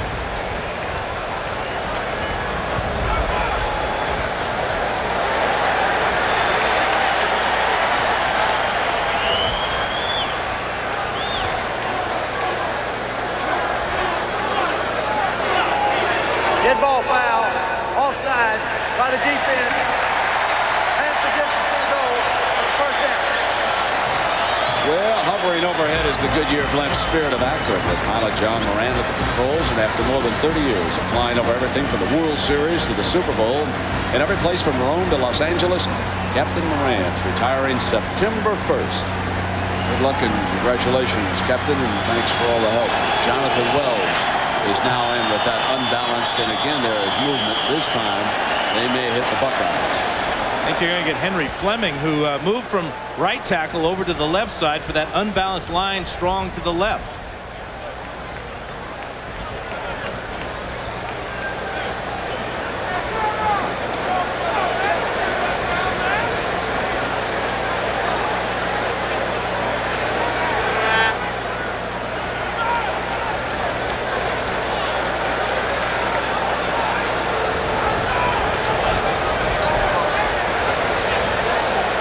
Pretty long discussion. Yeah, it's either, well, what did you see and what did you see? It's not exactly brain surgery.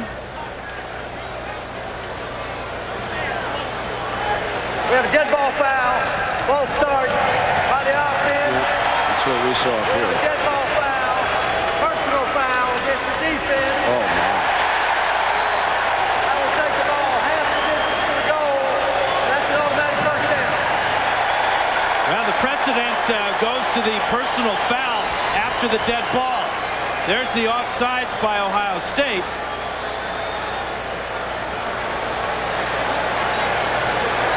As Nate Webster taking a shot at Tyson Walter. That's why the ball is now inside the 5-yard line. And it is first and goal. Wells lined up in the eye. The conventional look, slipping as he crossed the 5 to the 4-yard line. It is second down and goal. And now there's some jawing, and there's pushing and shoving, and the officials do a great job of stepping in between the players.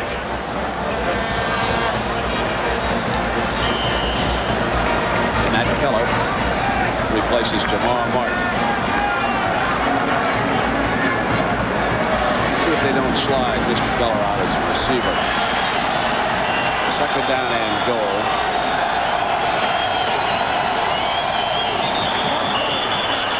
Whistle before the snap.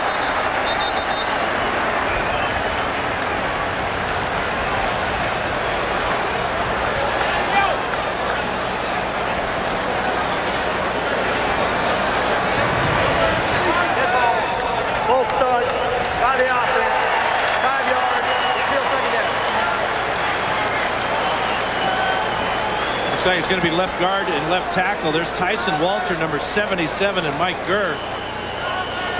You know, that little slap in the face by Nate Webster may have made big Tyson Walter mad. He's looking to get even there. Jumping the gun. Here's second down and goal. Wells, nothing doing. Bent over backwards like a pretzel. Well, I don't like that call either. They haven't gotten anything running the ball once they moved inside the 10-yard line. Remember, Kenyon Rambo still doesn't have a catch today. Up below, making a couple of good plays. Wells did get bent awkwardly back, and he is shaken up. Wiley has replaced him, and Wells may need some help in just getting him off the field. That was an ugly tackle.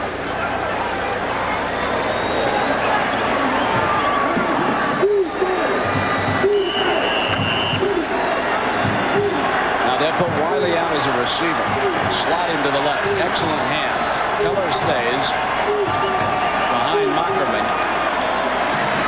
Mockerman takes off, and he won't get there.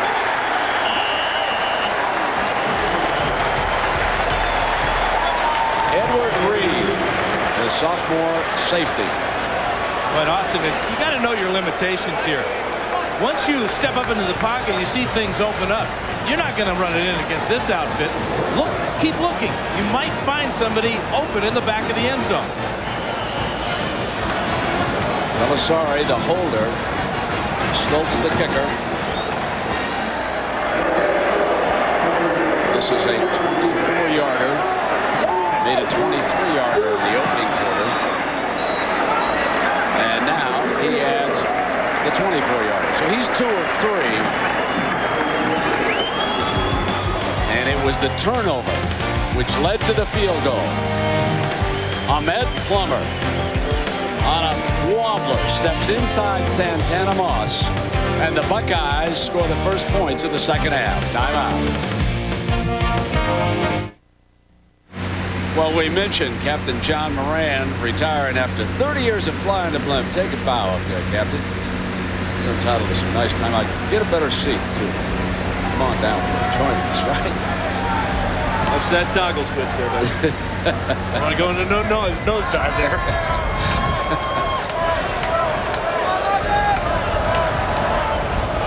There's Moser.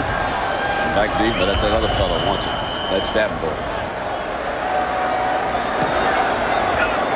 Stoltz pounds it toward Davenport.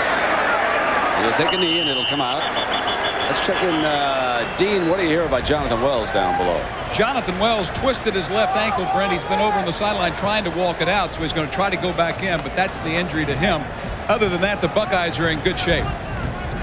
Well, you know, we're going to lose Dean from the sidelines. You know, he's done such a good job. They're putting him up in the booth for the rest of the season. He could be one of our analysts here at ABC this fall. You know, he's got great knowledge of football, especially college football. You know, Dean, good luck, buddy. I know you're going to do a great job. Hey, send me your golf swing, my friend. Send me some golf balls, will you? First down and 10 now for Kenny Kelly. And the hurricane attack. And Kelly, with the whistle sound, didn't get it off.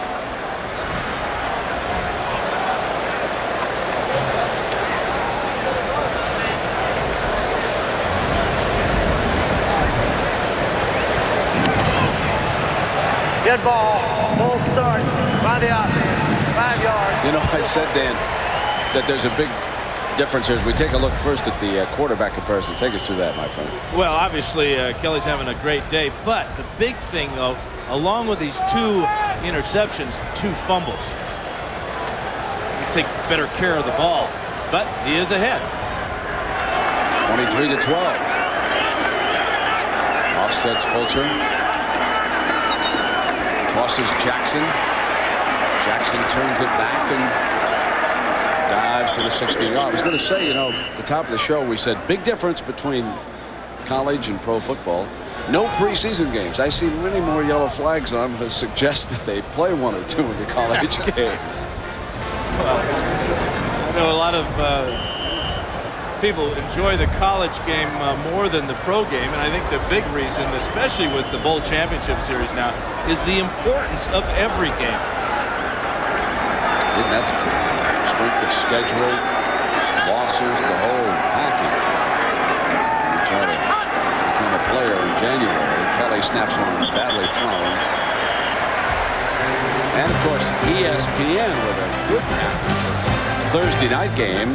Dan, we did that one on ABC, Oregon and Michigan State, and they're in for a good game, I guess. Does Oregon have a quarterback yet? Well, it's between Harrington and Feely out there at Oregon. And the big thing for Michigan State is I think they're looking for just a tad bit of revenge as the Ducks smoked them last year. So that'll be your Thursday night college football. Third down and 14.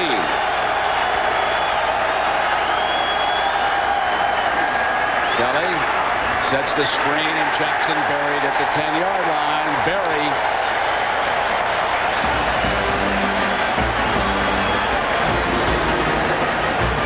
Great play by Gary Berry as he was coming on the safety blitz.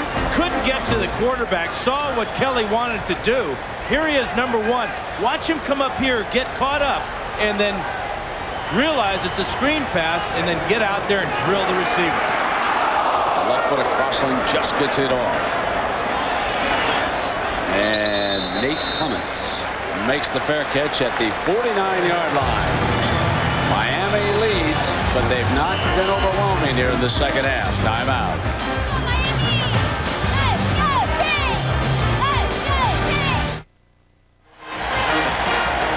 The Buckeyes with the first down, and Michael Wiley at running back because of the injury suffered by Jonathan Wells. Kenyon Rambo been shut out here today. Muckerman fires middle grab.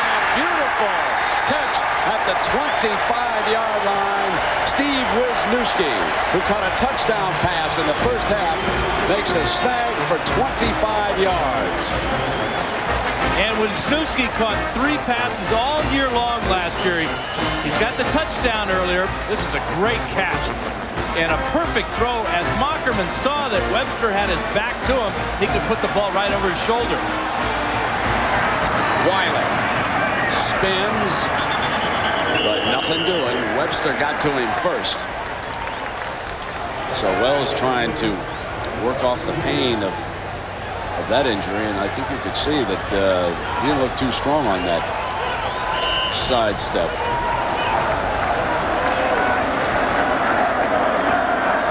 Second down and 9. Earlier today, the Canes lost their outstanding free safety, Al Blades. Wiley ambushed. At the point of attack, Michael Burrow, a senior defensive lineman, and he has played an outstanding game for Miami. Miami leads Ohio State 23-12. With Dan Fouts, I'm Brent Musberger. This is the 17th Kickoff Classic, but the first one to ever be played on grass, which the Giants and the Jets have used for their preseason, but which sits atop the artificial turf. And this grass will be removed prior to the start of the NFL season. Mockerman in trouble. Sacked at the 40-yard line by Damian Lewis. The two big studs for Miami on that defensive line, Michael Burrow and Damian Lewis, line up side by side, and now it's back-to-back plays for the two.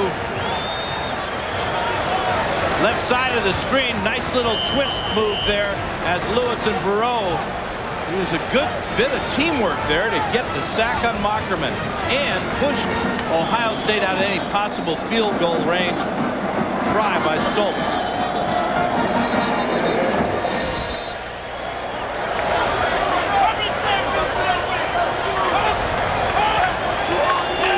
Let's take a break prior to this. Davis, an ABC Sports presentation of college football returns after this message and a word from our ABC stations.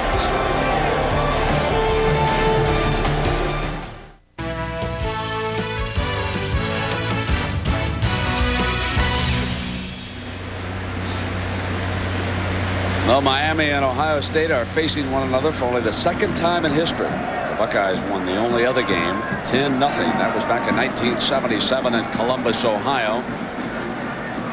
And now with 15 minutes to go, the Canes hold a 23-12 lead. Their special teams have been just that under Butch Davis. Special.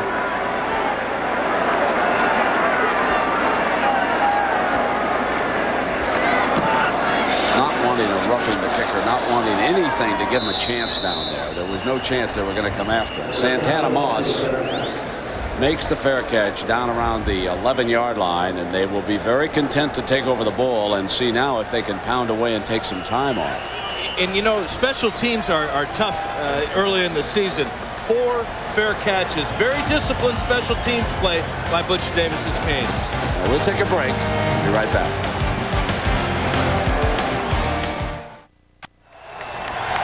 The Canes lead it. 14:54 to go. They've got the ball coming out from the 11-yard line. Santana Moss has been shut out this half, but still he's made 2 huge catches for 117 yards and a touchdown. Fulcher, the H-back. Jackson to that side to the 13. Gary Berry makes the tackle. Well, Miami's had trouble on offense here in the second half, just as Ohio State has. But this is the worst field position. Starting up, backed up to start the fourth quarter. If Ohio State's going to win this ball game, this is a crucial set of downs on defense. 2nd and 8. Wayne stretches out to the left-hand side. Plummer takes him one-on-one. Plummer softens up. Kelly underneath, incomplete. The fullback, Will McPartland, the intended receiver, and linebacker Jason Ott right there defensively.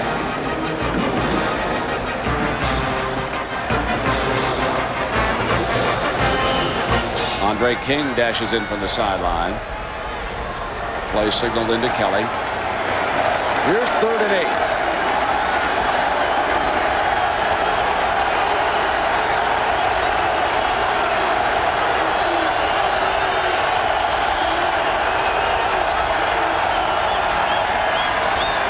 Kelly complete. Bubble flags. First down, Miami. Bubba Franks may be the best tight end in the nation. He is a complete player. Here he is on the side here, down into the corner, and Kelly really throws a nice soft pass that the big tight end can see and adjust to. Look at that athletic ability at 6'6", 260. When you got a good tight end, H-back, use it. That's what Winslow always told me.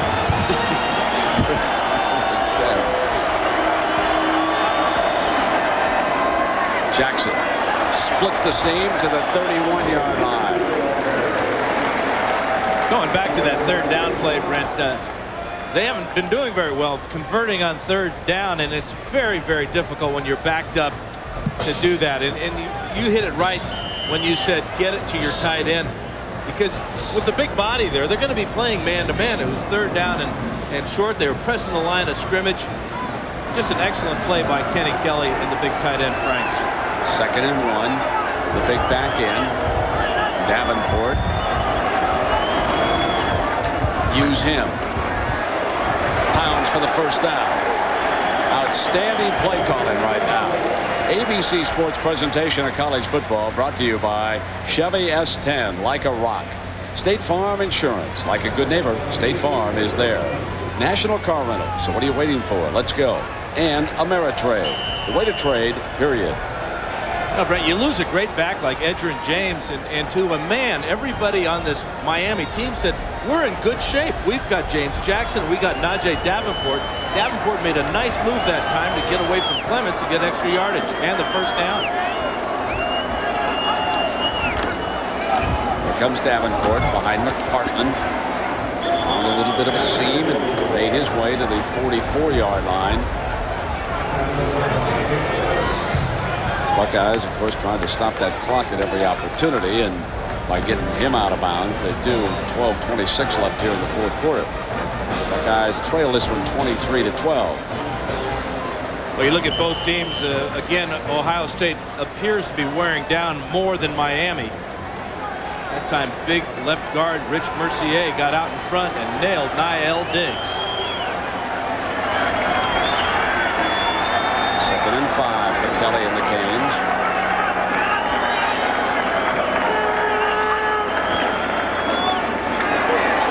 First down, Davenport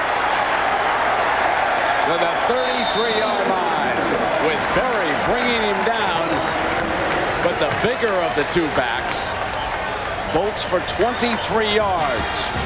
And he's got a little shake at the end. He can make guys miss. Watch Niall Diggs, 32 here. He gets blocked by Bubba Franks. He's no factor. I love this move right there as he gets away from Donnie Nicky and gets extra yardage, pulling Gary Berry in the secondary.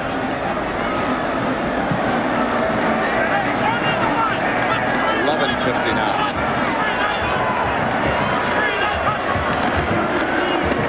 Davenport again. Thrown back, but not before he reached the 29-yard line. And a reminder that if time permits, stay tuned for the Thrifty Car Rental post-game report.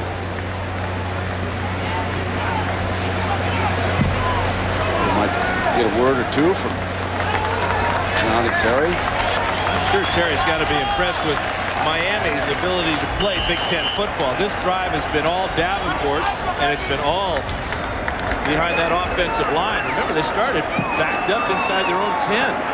Now they give Davenport a little bit of a breather, and they bring James Jackson back in down to the tailback spot. And the ball to him. Short side, Bucks do force him out of bounds, but not before he picked up 4 yards. Jason Ott, the linebacker, and the clock is stopped with 11 minutes to go. Canes really like that left side of their offensive line behind Robert Hall and Rich Mercier, and you put the big tight end over there, Bubba Franks. They're getting some things done over there.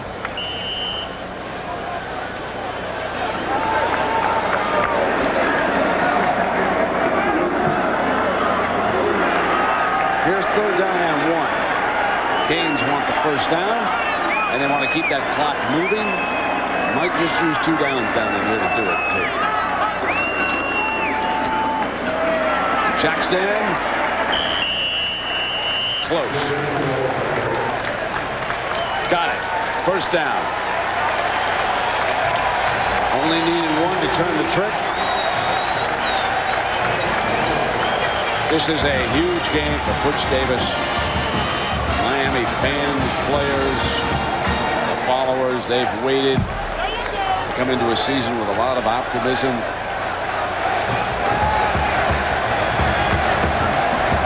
Ohio State, excuse me, Brent, Ohio State's got to be aware of Kenny Kelly right now. They've been running the ball well. Watch for him on a rollout. Got a timeout. Got a timeout called by Kelly. He's going to come on over the sideline and talk about it. Impressive drive, their best of the second half. We'll be right back.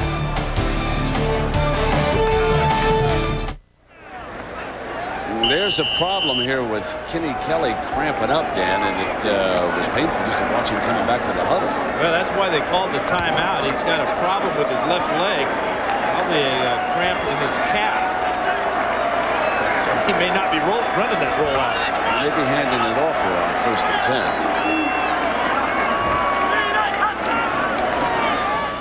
10. Long hand to Jackson, stretches it out, stays in bounds. But you know, Kelly, of course, playing minor league baseball with Tampa Bay Devil Rays organization. And Dan asked him, now, is it better to throw a touchdown pass for the Canes or hit a home run? Here's what he said. I think it's, you know, in minor league baseball that I play, I think it's you know, you hit a home run, I think it's good, but, you know, I think throwing a touchdown pass against a powerhouse like Ohio State or Florida State, is a lot better than hitting a home run. So he liked that one to Santana. Of course, I didn't want to tell you that later. He only hit 3 home runs this year. Should have some stolen bases. 2nd down and 12. Here's Najee Davenport pounding for daylight and breaking free. Twists beautifully to the 12-yard line. A powerful run by Najee Davenport. Brent, I don't think I've ever seen so many missed tackles by Ohio State. In the secondary, they're missing a lot, but that time it was middle linebacker Jason Ott who had Davenport right at the line of scrimmage.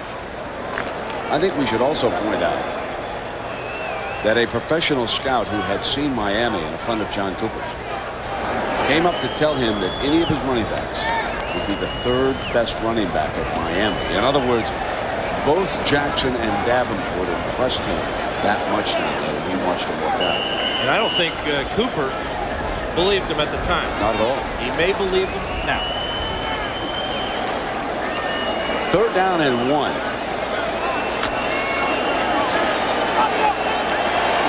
Davenport, the big fella.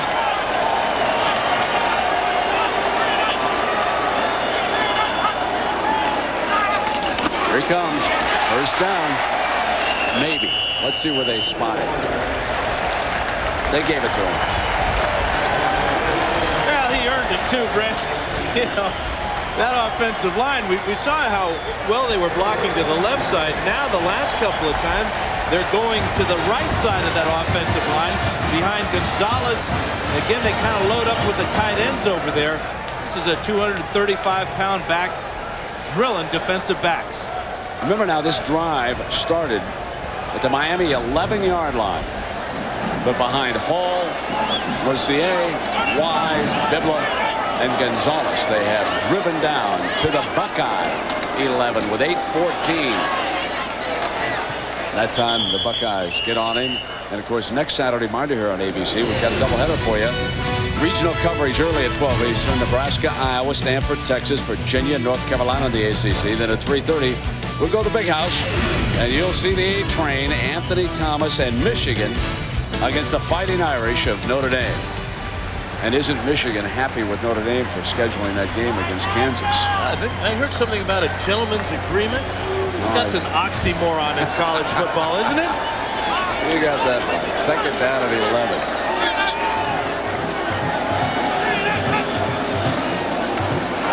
Jackson's turn. Stretches it out. And he's finally forced out of bounds. Stops the clock inside the 10-yard line with 7:26 to go. They're getting it done on the ground, too. Davenport and Jackson, just a great 1-2 punch. How do you replace one guy? Well, use 2.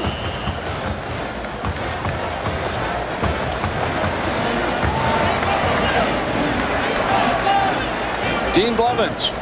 Yes, Scott McGonigal, the trainer at Miami, says cramps. They expect it to be fine. He says they practice in this hot, humid weather all the time. And the trainer doesn't have the cramps either, so everybody should be fine. We're going to have another timeout. Kenny walked up the line of scrimmage, and he'll bring it on over to the sideline. We'll take a break. Miami's in charge of Ohio State.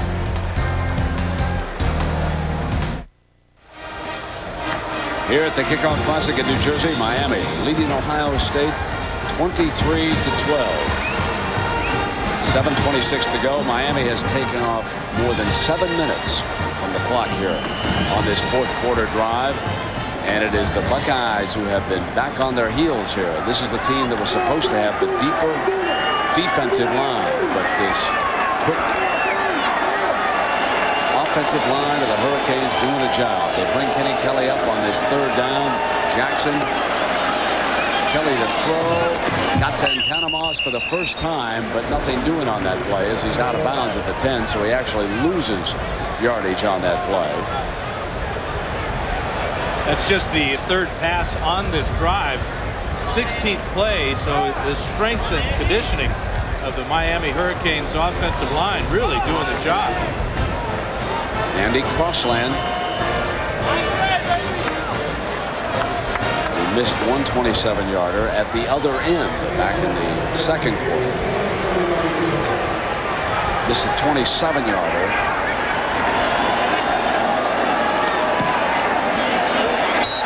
Missed it too. 7:15 to go. The Buckeyes with a life. But they'll have to hurry.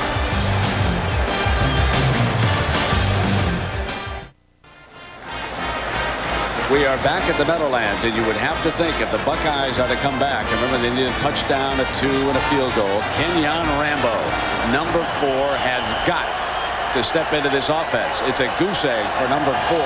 He is off to Austin Mockerman's right. Germany's at the top. Mockerman looks in that direction, but there's a penalty flag thrown by the line judge, and now I believe the referee came in. I don't know if there was a late hit. I saw the first flag come early.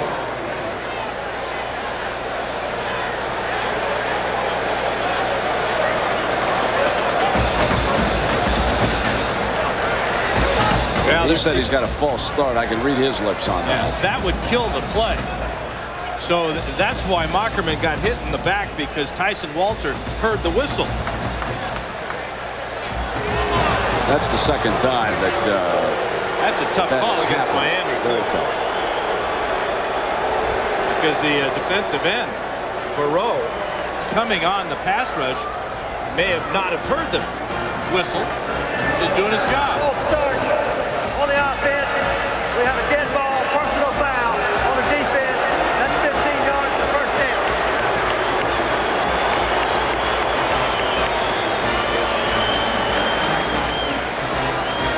Mockerman pulls out a little bit early. I think that gets the flag, and now Burrow's just coming on with a free shot on the quarterback, and maybe it was that extra right hand on the back of Mockerman's head that got the flag. No question. Good call.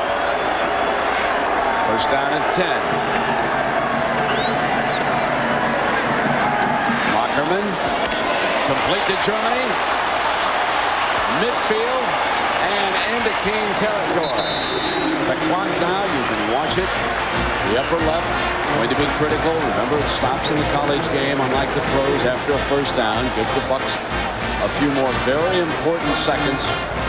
They trail it by 11, so they need a touchdown, a 2, and a field goal. And they're going to have to go with a more hurry-up offense. This is something that Mockerman is not all that experienced at.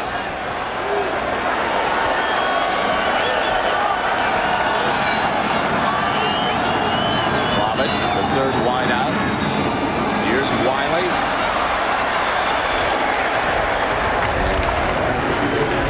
Kenyon Rambo finally makes his first catch of the game. Number 4, Kenyon Rambo with his first reception.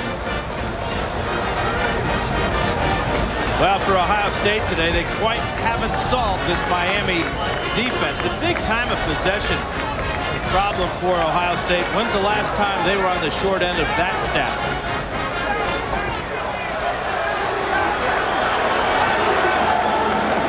So now Rambo goes out to the left. Mockerman comes back to Germany. Germany forced out of bounds. Stops the clock inside the 35-yard line. Dan Morgan. 6:29 for Cooper. And Brent, stopping the clock is really the key for Ohio State. They can catch their breath a little bit. They can also make sure that Mockerman knows exactly what he's supposed to do on the play that's called from the sideline. Wiley and Keller split backs in the backfield. Short side of the field is Germany, and Mockerman looks for him. Bad pass, intercepted.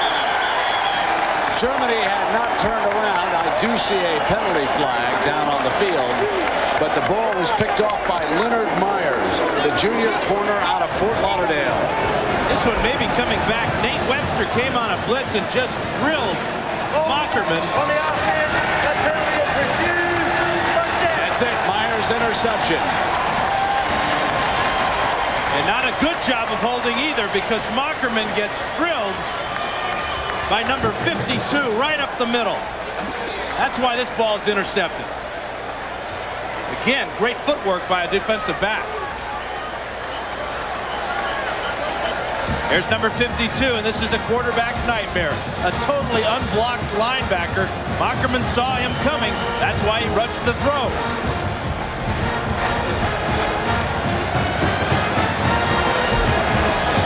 They split the backs that time and sent Keller out, and there was no protection back there. And James Jackson checks in at tailback for the Canes, who can bring down the clock now and close in on this upset. And in case you just joined us, Miami, an underdog from the Big East, is upsetting Ohio State. A lot of folks thought the Buckeyes could do the job after Penn State's impressive opener a day ago, but before a crowd in excess of 70,000 here in East Rutherford, New Jersey. It is the Miami Hurricanes who have taken a huge step back behind their sophomore quarterback, Kitty Kelly. 5:45 to go, and it is 23-12. Incomplete. Third down now for the Canes. Danny, what's your feeling about Kelly, watching him? Well, the first thing that jumps out is his just beautiful athletic ability, but I've been more impressed with his ability to run the team. Coming off the 11-yard line and coming down the field, even though they didn't get the field goal, they took so much time off the clock and wore down Ohio State. Ohio State right now, they're desperate to get the ball back. I don't think they have the ability to do it because they're so tired. 3rd and 8.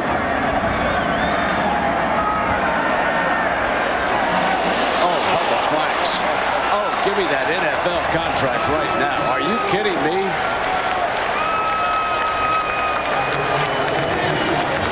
Great catch by Bubba, but a fine touch pass by Kelly. Watch this hand. Yeah, in the old days, they called those things meat hooks, didn't they, wow. Brent? Beautiful. Now that's a Bubba. Affectionately called by his head coach. By his coaches. All of them. His name is Daniel, if you're wondering. 15 more yards for Bubba. Jackson surrounded at the 40. Joe Cooper is there. It is back to the drawing board for the Ohio State defense, regardless of what happens the rest of the way in this one, Dan. Well, you just don't replace Andy Katzenmoyer, Antoine Winfield, Damon Moore, and Jerry Rudzinski just like that. And then have the suspension of Cortland Bullard and the academic problems of Chris Kirk. There's too much to overcome against a quality opponent like Miami.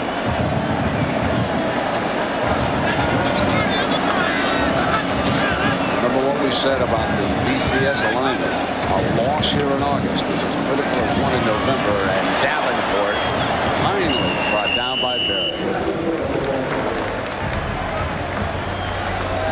Well, we've had some unique views offered by the Goodyear Blimp. Overhead today, the Goodyear Blimp Spirit of Akron, and the Spirit has come all the way from Ohio to provide aerial views. Probably some disappointed Buckeye fans up there at the controls. But this could not be better for Miami and Hurricane fans, because when you look down the road, there's a little happening with Penn State in South Florida. And Davenport cramping up a little bit. We'll check that schedule. But Miami closing in on an upset, 23-12. Timeout. Well, there it is, Dan, and you can circle.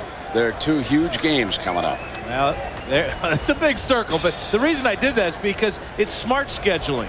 You got that one there against Penn State, and then that one there against Florida State. But if you look in between there, there's a week off to prepare for both those powerhouses. How was that for a cover? That was great. I was wondering how you're going to get out of that one. 3rd and 7. I'm sitting there kind of chuckling myself. 3:50 to go. Play fake Jackson. Kelly to put it up. And why not go back to Franks? What a horse he is. Bucks his way to the 49-yard line. And Kelly with that cramp problem. He'd gimp him when he gets up this time.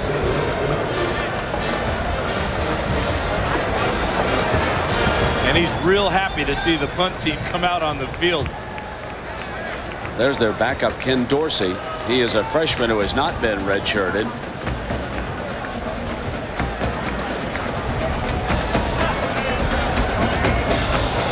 That'll remind him into next Sunday on ABC. Rookie sensation Juan Montoya has the lead in the points race. Can he be stopped? The kart race heats up in the Molson Indy Vancouver. Live at 4 Eastern on ABC Sports.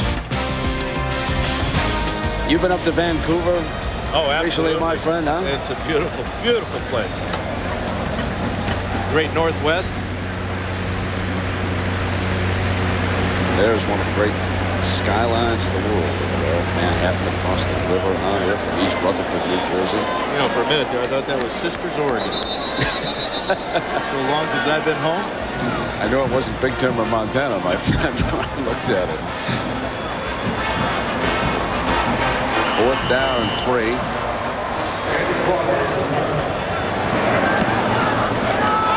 Crossland, Clemens. Going in the end zone. Clock stop. 3:33.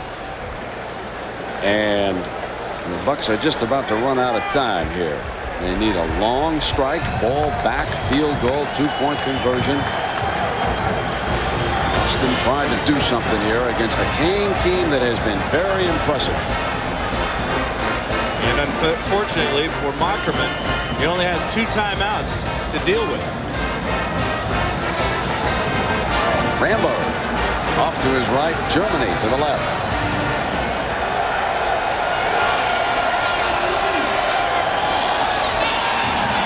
Ackerman steps away from trouble, won't go far. Down at the 22-yard line, his protection breaks down with Matt Sweeney, the senior tackle. Let's check in now with Dean Blevins. Dean. Brent, Najee Davenport behind me, they're working on his right knee. Scott McGonigal tells me they don't know the degree to which he is injured right now, but that's the problem. And, you know, he's a stallion, much like on the other side, you have Jonathan Wells, who went out with the ankle injury. These are 2 big, strong backs, both of them down. Rambo at the 30-yard line, and a penalty flag comes flying. There is Wells coming back onto the field. Davenport on the other side. Well, the Bucs have outrushed Miami today, unofficially 120 yards to 75 yards, but it hasn't been a thing.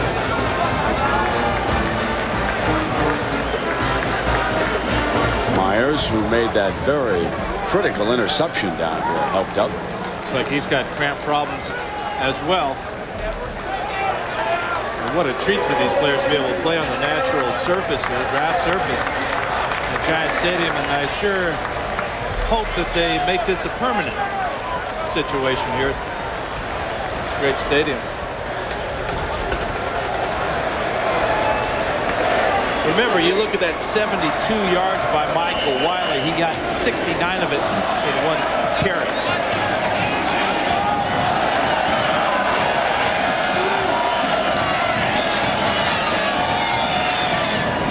Incomplete at the 30. 3rd down. Mockerman in the box. Germany, the intended receiver. Got a moment prior to 3rd down. I want to thank some folks. The coordinating producer of ABC's College Football, and the producer of the game, Bob Goodrich. Directed by Drew Esikoff, who was over at the Little League World Series all last week. Our TD, Doug Schmidt. Associate producers, Patrick McManus and Mitch Green. Nice to have them along. The associate director, Brian Gordon. Our production manager, Lynn Cadden. And here comes our 3rd and 13.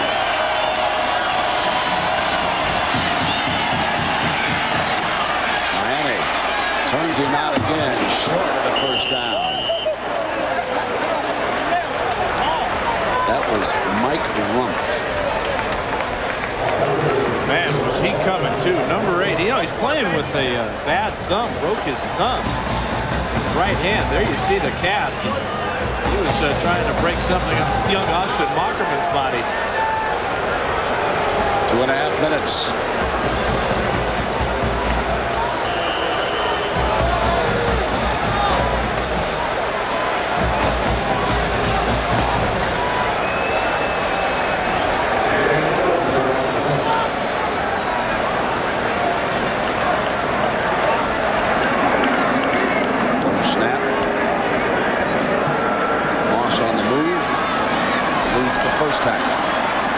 Look out for this fella. Get him a couple of blocks. Is there a flag on that last one? Nope. Moss dances back. Oh, yeah. Oh, yeah. Took a while for the... And Cooper's still debating that particular block as he follows Michael Smith over to the sideline, and Smith wisely just kept walking away from him. He had help walking away, too, from and that guy. Butch says, throw your arms up like that, and they'll never know you're coming from the side. Did you see Butch give a little coaching down there? Well, that's during the return by the return team, 10 yards, first down. You know, that's what Butch loves to do, is coach those special teams. But Santana Moss, he said, a heck with all those fair catches I'm doing all day, 4 of them. He's trying to show off his unique abilities at one more time. Let's check it out. Gets a couple of good blocks. This one here is legal. That's by Myers. But this one coming up by Michael Smith is in the back and illegal. Good call.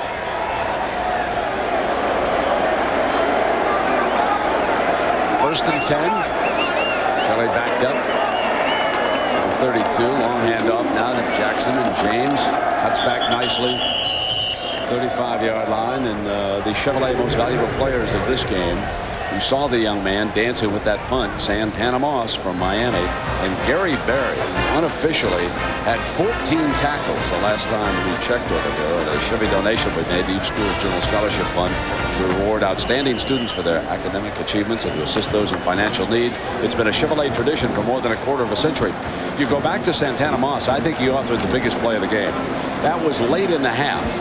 Bucks were trailing. It was a 67-yard play. Santana catching the ball and pulling away from the entire Ohio State defense. No one getting on him. Jackson cuts back into the hole. One thing when you watch Jackson, he's a very intelligent runner. He wants to keep the clock running. He's always cutting back to the field. Cut back to the field. Well, he learned that the shortest distance between 2 points is a straight line. From the backfield to the goal line, he likes to hit it straight up the middle. Well, next Saturday the lineup, there's the regional coverage. Many of you will see Nebraska, Iowa, Stanford, Texas, Virginia, North Carolina. Then we will take you to the big house in Ann Arbor. We'll see if the aid train can do a number against Jarius Jackson. And didn't Jarius have a nice run yesterday against Kansas in the first quarter of that game? It's a big one. Notre Dame and Michigan.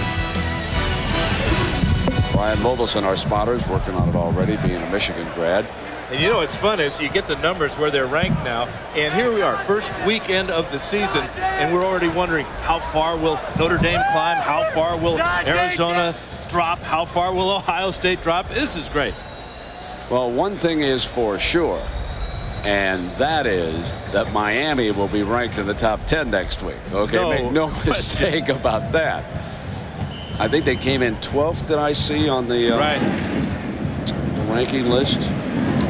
Of course, the big rankings will be coming out in October. That's when the BCS poll starts to make its impact. And the coach's son, number 46, Freddie Puckage, the freshman, checks in here to play a little linebacker against the Canes. Trying to get over there and help out on that tackle. He was scrambling that time. So Miami. There he is, number 46, fine high school player. A lot to learn as a freshman, and that's the point I think to make about this Ohio State team. A lot to learn, and Dad will have a couple of sleepless nights this week. I thought it was interesting in talking to Fred Puckage Sr. about not only his son, but the other young linebackers. He says we may have to throw them into the fire. That's not easy to do when you're talking about your own son. Well, we've talked about the Canes and that big one against Penn State coming up down in South Florida. But look at this. UCLA coming in for a night game into the Horseshoe. And you get a couple of breathers. And incidentally, that UCLA game, I'm reminded by Bob, is the ABC coverage. I think we've got split national that night. Good game. You got Wisconsin's tough. Purdue is tough. They got to go into Happy Valley on October 16th. They're going to have to learn in a hurry. And they have 5 home games after today. That's very unusual. Well, that will help a little bit, too, won't it? Especially the development of all of these young players, quarterbacks included. They're going to stay in New York an extra day, see some of the sights, travel around the town a bit. John Cooper scheduled to throw out the first ball at Yankee Stadium. They come after this punt. Crossland goes down. The referee says no problem with that. Wave it off, so there's no penalty. And we come down to the final minute here. How surprised are you, Dan, about this? I am really shocked, Brent. Again, in talking to the two teams, normally you have one team that's very confident. They expect to win. The other team, they have some confidence, but they're talking about hoping to win. And that was the case leading up to this game as we talked with both teams. Ohio State, I'm sure they're shocked more than I am, because they really thought that they would come in here and win this ballgame. And the confidence boost that this will give Miami is immeasurable. You send 11 fellows to NFL training camps, and you got your work cut out in replacing them. That would be the lead as far as I'm concerned about this Ohio State team. They'll show a lot of improvement between now and when the conference gets started. I would be shocked if they didn't. Well, they have a great tradition, and again, you look at that schedule, very favorable in the next 5 weeks. Gets a little bit tougher, though, when they have to go to Penn State and Michigan to end the season. But on the other side, Miami, after that debacle in Syracuse, I can't say enough about the coaching job done by Butch Davis and his staff down there. They come back, stun UCLA. Then they beat a good North Carolina State team in their bowl game. Let's not overlook that. They come in here as an underdog, and they walk away with an upset. And you know what? They've handled themselves well, too. In talking to them and all the interviews we did with the team and at practice, there's a difference in the way this team's handling itself. Well, you got to give Butch Davis a lot of credit for that. Santana Moss was telling us yesterday about the tradition of Miami. And yes, it is great, and we will pay tribute to that tradition, but we are a new team. We've got the swagger, but we don't talk as much, at least not yet. They may talk just a little bit after this one. They've earned it. It's a shame. I hope Blaze is not going to be gone. Here's Mockerman. And Dean Blevins, I know that you've known Butch for a long time. What's your feeling about this? Well, I think that he has speed. You know, 2 years ago, I had this game, and it was Wisconsin favored over a speedy Syracuse team. Speed won that game 34-0. Here today, the faster Miami team is going to upset the bigger Ohio State team. Yep, final 30 seconds. And again, a reminder, this is their first opening game loss since '86 here in the Kickoff Classic, and they were beaten by Alabama. That was our Aflac trivia question. And John Cooper finally going to lose a season opener.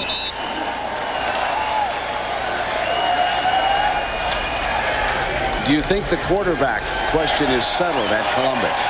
Well, I think it is. I think Mockerman has played as well as to be expected. Belisari was very unimpressive with the turnover on the fumble from the center exchange, and then, of course, that lateral that went out of bounds. But Mockerman just looks more polished as far as the way he handles himself in the pocket and the way that he runs this offense. You know, one of the Miami fans just yelled at me, it's this year's Kansas State. And, you know, maybe they are. We're going to have a sleeper and a team make a move. And you know what else he yelled? We want Penn State. They're coming. I'll put him on the microphone if you want, Brent. It's awful close to us here. We got security up here, please. Oh, these are my guys. You got them everywhere. Well, a reminder to stay tuned for the Thrifty Car Rental post-game report. And ABC Sports is online at ESPN.com. They're part of the Go Network. As it comes to an end, Miami 23, Ohio State 12. Superb coaching job by that gentleman right there. And the swagger returns.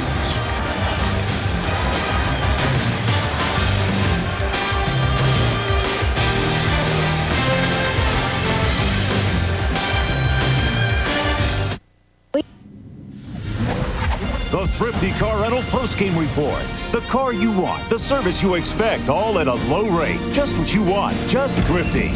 From the Meadowlands, John Saunders and Terry Bowden.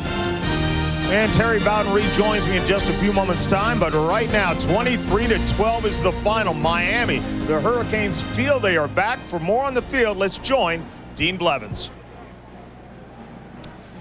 Butch, I don't know how long you will be back, but right now Miami is back. You'll be back in the top 10 for the first time in over 3 years. Well, Dean, obviously it's been a lot of hard work by a lot of great players. They put a lot of effort into it. It's short-lived. I mean, 24 hours from now, we got to get ready for the rest of the season. It's a good way to start. We didn't play as well as I think that we will before the season's over with, but it was a great gutty performance by the entire team. As you mentioned to Kenny a minute ago, guys like Testaverde and some others didn't win their first one. How does it feel to win number one? Oh, man, it felt great, you know, and I have to give all the credit to these guys right here behind me, man. Without them, I wouldn't be here, and my family, the Clays, the Kellers, the Kings, all them. Hey, I appreciate it. Thanks a lot. All right, outstanding. Congratulations. Back to you, John. All right, Dean, thanks a lot. The Miami Hurricanes have knocked off the Ohio State Buckeyes. The Buckeyes' hopes of a national championship, perhaps dash. We'll talk more on that with Terry Bowden when we come back.